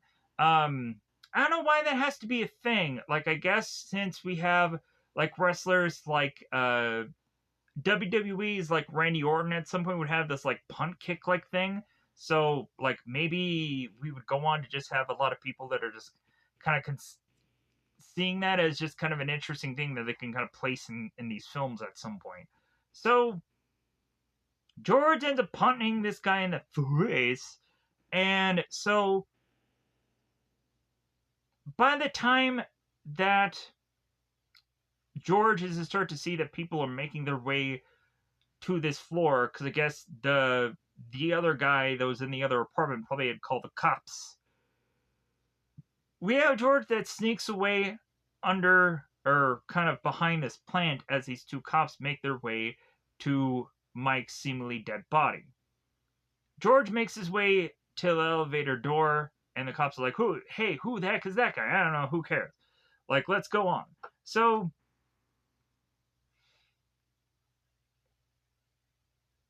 we then have Rick, and so he's kind of getting up for the day. It's like, "Oh, hey, yeah, good morning." So we have Rick that's going on, and he eventually ends up getting this phone call, and I think like it's a whole kind of sign of him eventually getting warmed or whatever is going on here. So Rick at some point is kind of going about his day, and all of a sudden there's to be this kind of window cleaner, and that's kind of coming up behind him. And so Rick sees this window cleaner guy. It's like, "Oh my God, Jesus Christ!" And the window cleaners to kind of give him this kind of up yours kind of sign, and so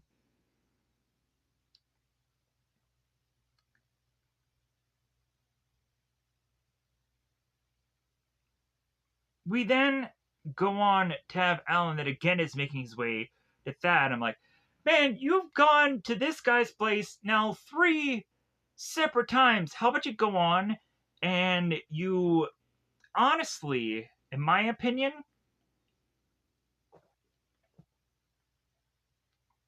if this guy is the prime suspect and there might be nobody, like, how about you go on and how about you put him in jail and see if anybody gets murdered?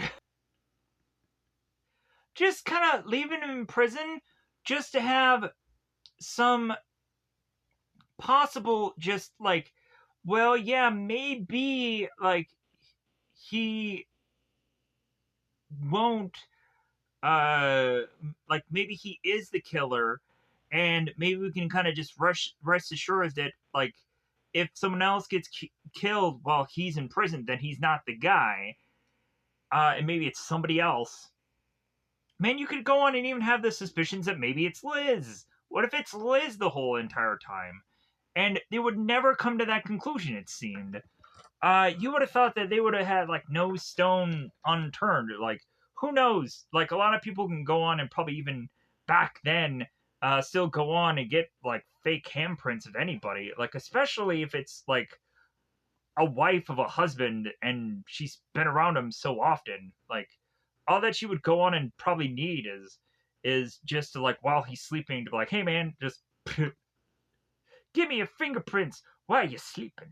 Anyways, so, like, eventually it seems nowadays people can easily figure out how to make fake him or fingerprints, I guess. It's weird. Anyways, moving on. So, we're now at this point where Thad and both Liz are trying to convince Alan that George Stark somehow has come to life. And Thad is stating, it's like, well, hey, like now we're to the point where I feel that this guy is trying to get to me, and I'm worried that at some point he's going to go on and try to get to my wife and my babies through me. So, like, if anything, like, Alan, like, you really need to help me now. Like, you really need to kind of put a bunch of, like, cops to just kind of watch over, like, my family and do all the shifts and stuff that you normally do in a lot of those horror films. That every single time you come to find that every single one of these cops end up getting killed by the murderer, or somehow the murderer ends up just slipping out the back or whatever and getting to the person regardless, anyways. Because just like the cop thing where they're watching over or doing a stakeout over someone's house or watching over someone, it never works out that well. It's a stupid, goofy thing that just never works out. We've, even in this movie, have so many times where somebody is watching over somebody to just have them get killed any freaking ways. So it works out horribly. So we have Ellen and we have that are going off into the woods to talk alone, as Liz is trying to take care of the babies. At some point, just kind of getting even more and more frustrated to the point of her, like, kind of looking over the babies and just kind of like, hey, could you just quiet down, babies? Like, I just need some time for myself. As I'm almost to the point where I just want to light a cigar because I just, I am. But maybe this happens a little bit later in the film, but I'm not quite sure. But so, anyways, we have Ellen that turns to Thad here. And here's where some of the kind of back and forth thing gets really good. But the only thing that I can really go on and remember is when Alan is talking to Thad here and is saying, like, well, hey, you're telling me that people are getting murdered by a ghost here? Like, you're seriously wanting me to believe that, schluck? So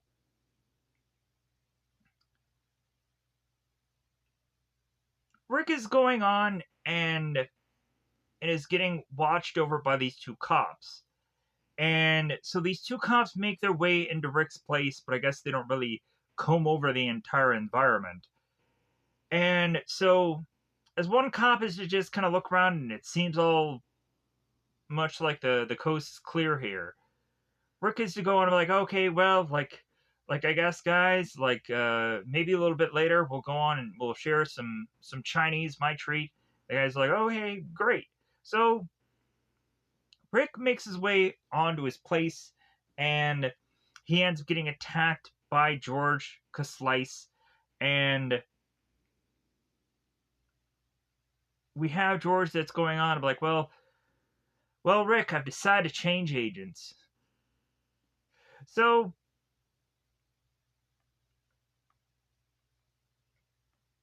we have Thad that ends up getting the call that Rick is, of course, dead. So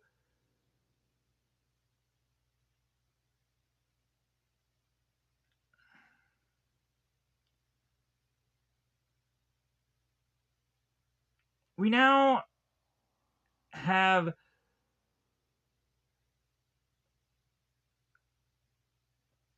Thad who's like, well, hey, like he's calling on the phone, and like he's just so frustrated at this point because he's like, well, you know what?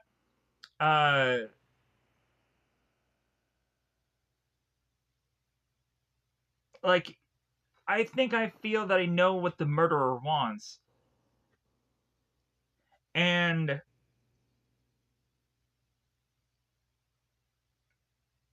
he wants to be me, like he wants to get rid of me, and so it gets to the point now where they are going on to uh like uh trace Thad's phone. We have a whole weird black device by the phone, and so the cops are going on and they're listening to every one of these conversations. So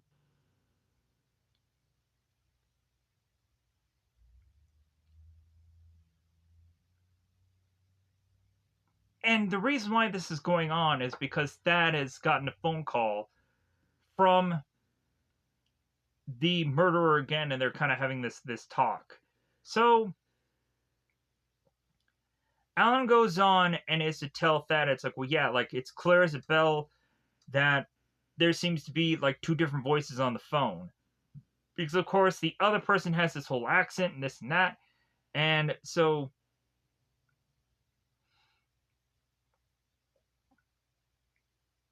we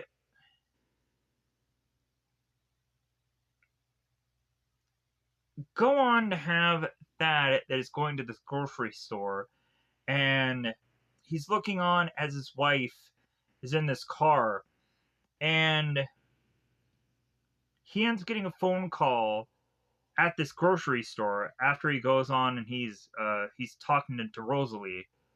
So the phone call ends up coming from George, telling him it's like, well, hey man, like uh you need to start another book, and that is like, no, like I'm finished with you, George. Like George Stark is dead. It's like, no man, like you got to start another book. So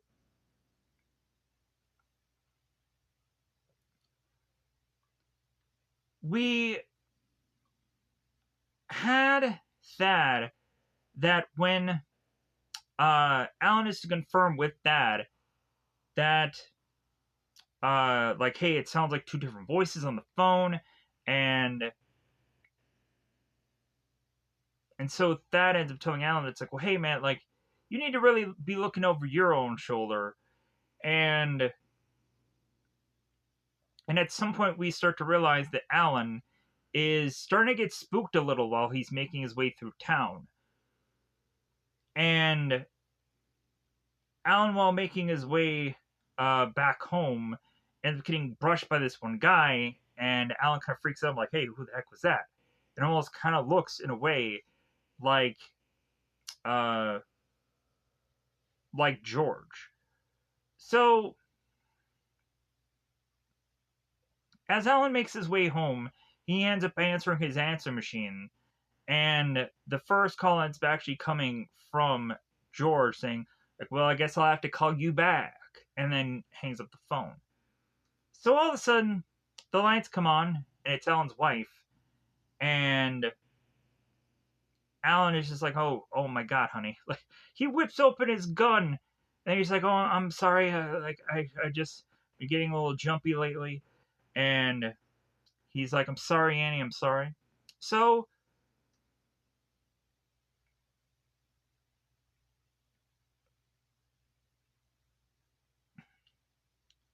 we have that that is going on to the office, and we have the officer that is going on and calling that he's going to follow Thad, but then there also needs to be another uh there needs to be another officer that's going to go on and seek out the house. I'm like, well, yeah, like,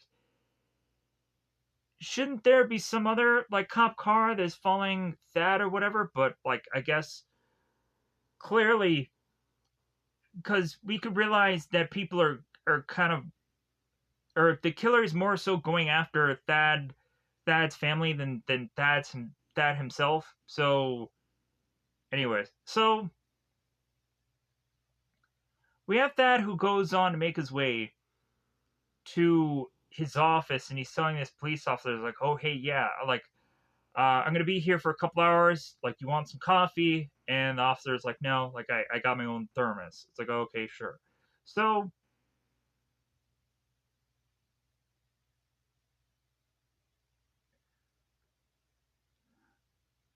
we have Thad that ends up going into his office. He's like, okay, George, what are you up to? What do you got going on? So at some point, George is turning to start to see the sparrows getting closer and closer to his window as we start to see more and more that Thad is starting to fade away and that George is to start writing again. So eventually, this is telling us uh, where George is wanting Thad to head, and it's for him to go on and head back to um, Bangor. I believe this was kind of his home, where he lived with his mother. I think when he was a kid. So,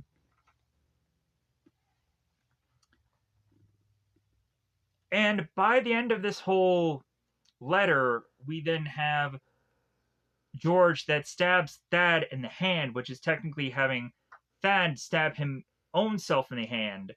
And so George, after this whole writing thing is over, George says, "Is like, well, I hope you can take it, Thad," as he kind of rips the pencil out of his hand and then bandages himself. Then all of a sudden, he sees this scar above his eye, and he starts to kind of pull away from it, and it starts to like bleed this like brown ooze. It's gross and it's freaking ugly. But we start to see as uh as that is to write through George that letter.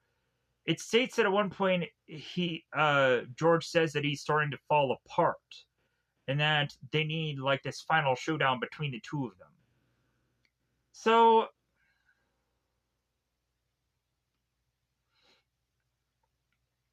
that goes on, and he's talking to Reggie, and he's mentioning how he needs to go to Bangor, and that he needs to borrow Reggie's car. And so eventually, that is going to talk to Reggie here about like, well, hey, do you know anything about sparrows? Do you have a book about sparrows? And so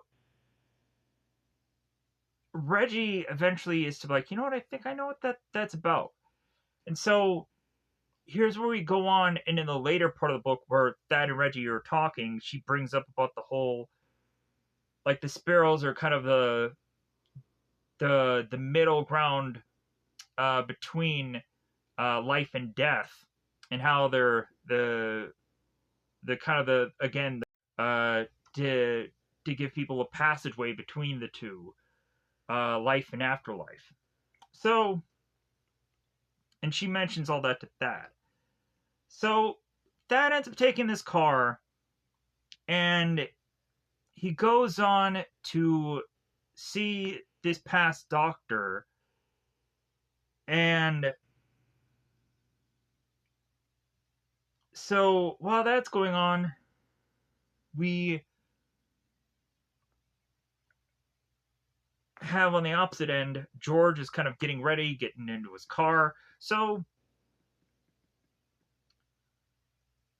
Thad is talking to this doctor that he, of course, saw as a child, and so the doctor's kind of looking at his eyes like he did as a kid. So possibly questioning whether there is another tumor or another something, and so the doctor ends up remembering the whole case and is to kind of further confess to that about the like, well, in your case, the fetus wasn't completely absorbed, and when this when this whole surgery had gone on and done, we had this unusual case of like these flock of sparrows, like thousands of them. We've never seen this kind of case before. So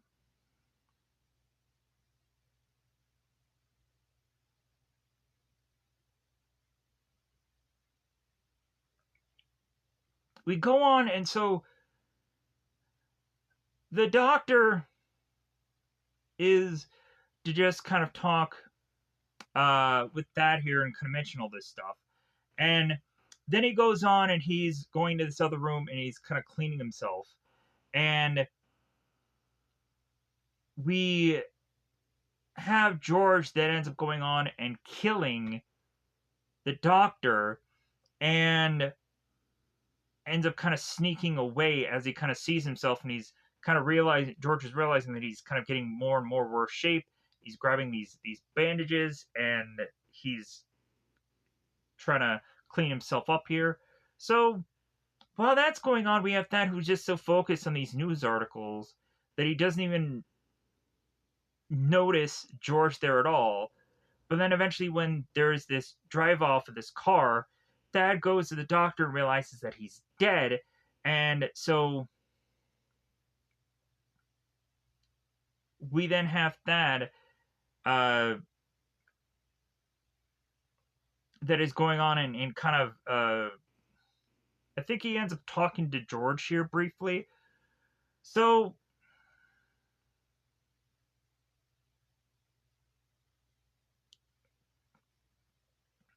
uh, um,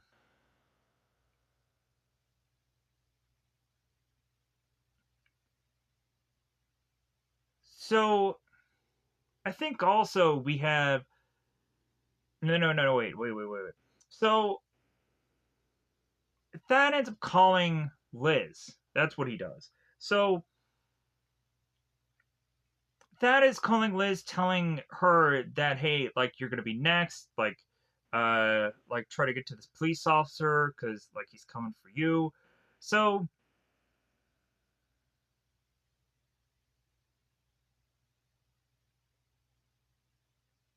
we go on and we have Thad who rushes out of the hospital and he tells the the secretary, it's like, well, hey, call an ambulance because that guy's obviously dead. And everybody's like, what's going on? Like everybody's just kind of like just starting to walk, like what? Huh? So he rushes out of there. So Alan and Liz are to be called, and so uh, Alan is like, you know what? Like I've kind of like I'm kind of done with this now. I think I should have gone on and done the right thing all along, and I should have booked Thad before it was too late. But I was just kind of thinking it was anyone else but him. But so Liz is going on and having the phone being given to the other police officer, and uh, so Alan is to go on and tell this police officer, like, hey, like if you see Thad, it's like arrest him on suspicion. So Thad then goes back to Reggie, and here's where they talk about the sparrows and about the whole Grim Reaper kind of thing and everything that I've already kind of stated, probably more than twice now. So they go on and they talk about this, and I'm not going to reiterate it again. So here's where uh,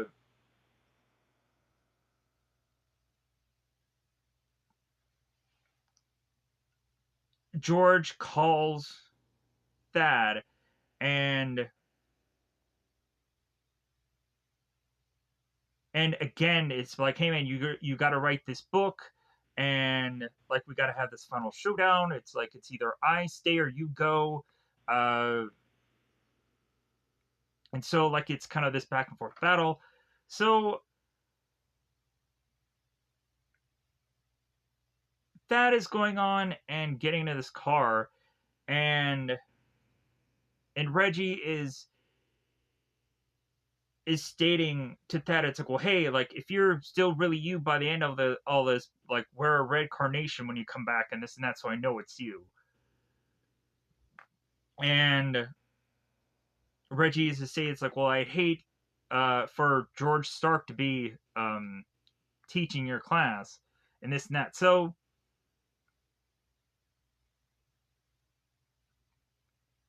and also Reggie is telling Thad here, it's like, well, yeah, like you're facing off against a guy that knows everything that you know, that knows everything in your brain. Like I would probably get to the point where like with that, then I wouldn't go on and be thinking about anything. I would be trying to just clear his head.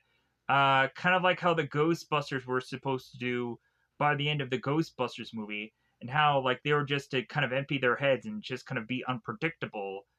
And maybe that would have gone on, and like maybe that would have beaten George at the end, with Thad not really thinking in his brain what he's going to do next, just kind of randomly, just kind of coming up with anything, and or maybe just kind of wildly or blindly swinging and seeing how that pays off for him. Who knows? Uh, but so, anyways,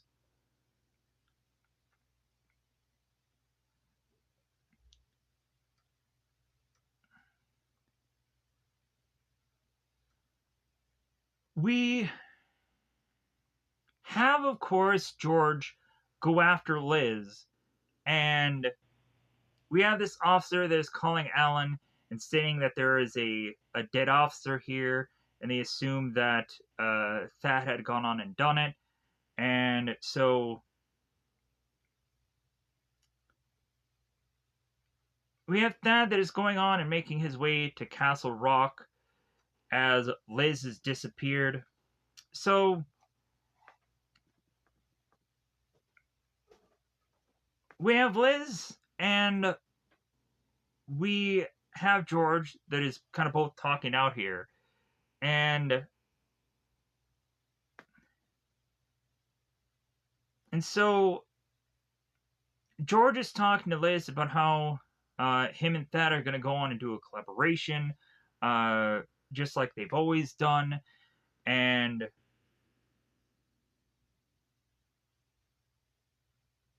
so George is to state here about how Thad has never really been a good writer, and none of this stuff is anything that anybody would actually have wanted him to read. But then, kind of, George is the exact opposite, that everybody is to be clamoring for his books, this and that. So kind of cementing the polar opposites between the two of them. So we have Thad making his way to this place, and it looks exactly frame for frame just like his dream. So Thad goes on, makes his way through this place, and is to kind of look at the oven, and it's not cracked. Look at the vase, it's not cracked. Makes his way to his wife. His wife seems to just be tied up, but it seems that she's still alive. So that, of course, is to kind of be looking of where George could be. George is, of course, holding both of the kids. So that ends up asking, let's go, hey, can you give me back my kids? And George is like, well, I'll give you one. And so the two of them are going on, and they're holding both of the kids. And so uh, George is like, okay, so are we going to get to writing? Like, are we going to get to business?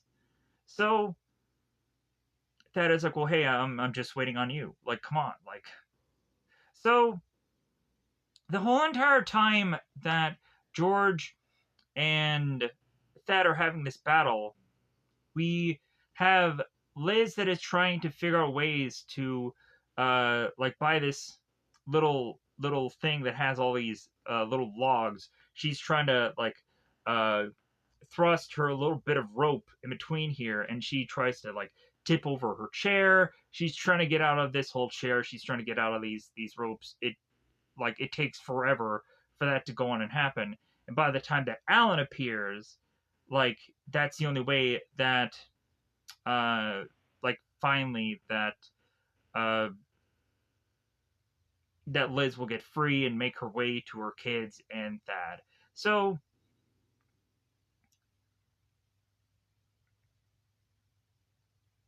we have Thad that is to at first be very confident and just be like, you know what, I don't need you, George, anymore. Like I can write these books. Like I can do them so easily.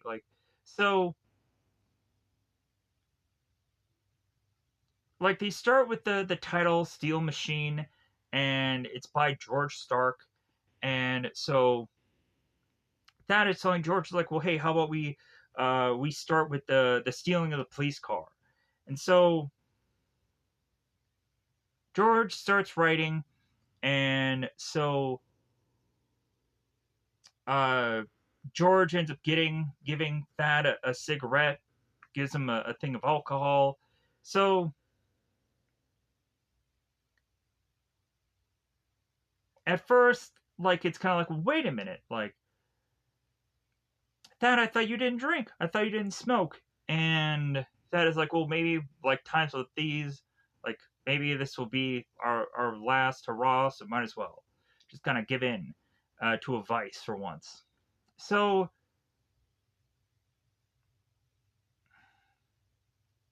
we have George that is more and more just kind of so easily riding away, and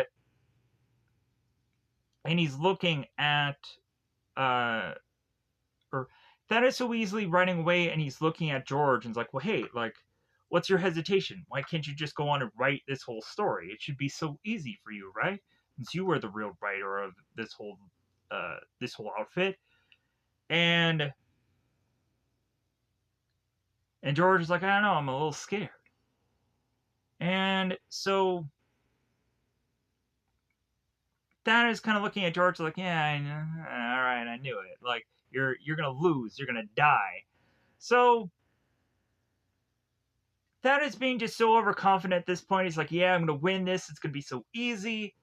And all of a sudden, we then have George that is starting to put pencil to paper, and he's starting to write things out. And all of a sudden, we're starting to see the tides turn here, and the sparrows are starting to bash onto the window as Liz is starting to see what's all going on with all these birds. What the heck is going on? So like all these birds are clamoring onto these windows. It's a crazy sight. And so George is all of a sudden getting a little cut from his head, and it's starting to bleed a little brown bloody blood. Yeah. So we go on to then, in desperation, at Thad, who's kind of looking at the gun, and he throws his hand onto the gun, and George kind of beats his hand to it. It's like, dude, like I know what you're thinking. Like you're thinking about going for the gun, of course, so I'm going to stop you. Like, you're stupid. Come on. So they end up deciding to just kind of duke it out here because they can't win with the battle of wits here. So they're going to just try and fight it out, which it's very clever the way that they try to work around the fact that one person has to be a double and then the other person has to be the actual actor. So, like, whoever is to be actually in frame is to actually be the actual person at certain times. So, I think it's very clever how they work that out. How, like, the one other person has to kind of be, like, their back has to be facing the camera. Very clever. So,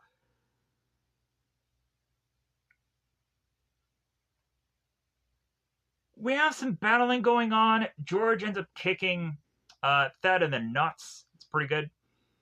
Thad ends up grabbing this lamp and smashing it onto George.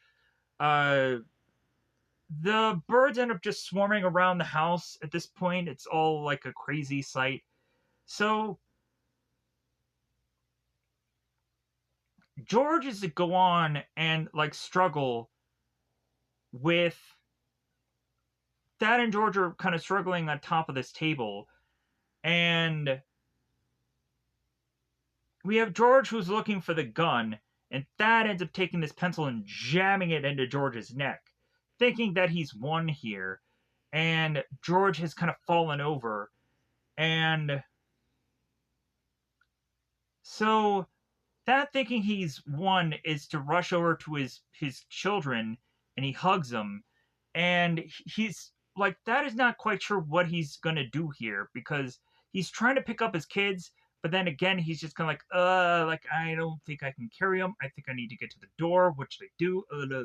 So that all of a sudden, while trying to possibly get to the door to get to Liz, he all of a sudden ends up getting again grabbed by George and is thrown onto this bookshelf, and the bookshelf completely breaks. So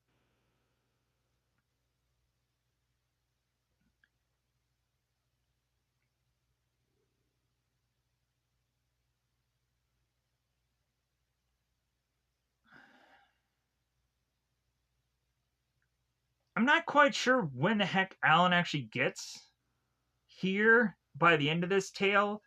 Um, but I'm gonna go on and say at some point that like by the time that ooh, I'm gonna say right around here is where Alan appears and is seeing Liz is now like down on the ground in this chair, and Liz is yelling, thinking that this is Thad, but then I think it's Alan instead, and so she's like, "Oh, okay, help me out," and then we'll go together and figure out where George is and Thad is. So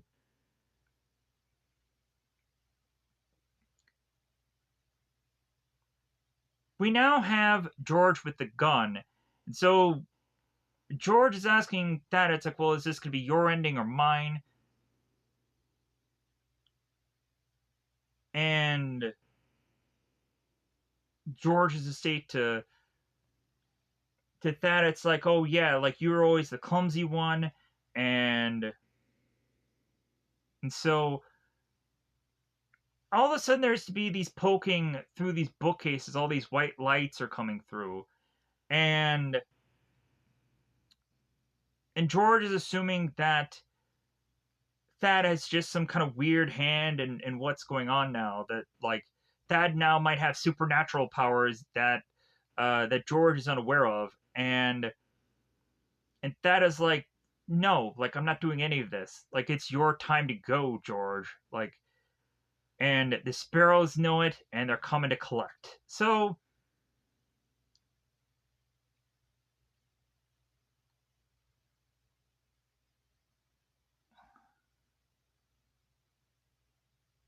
we go on, and there's a whole question. It's like, well, hey, like I'm sure you're gonna like this ending. Uh, so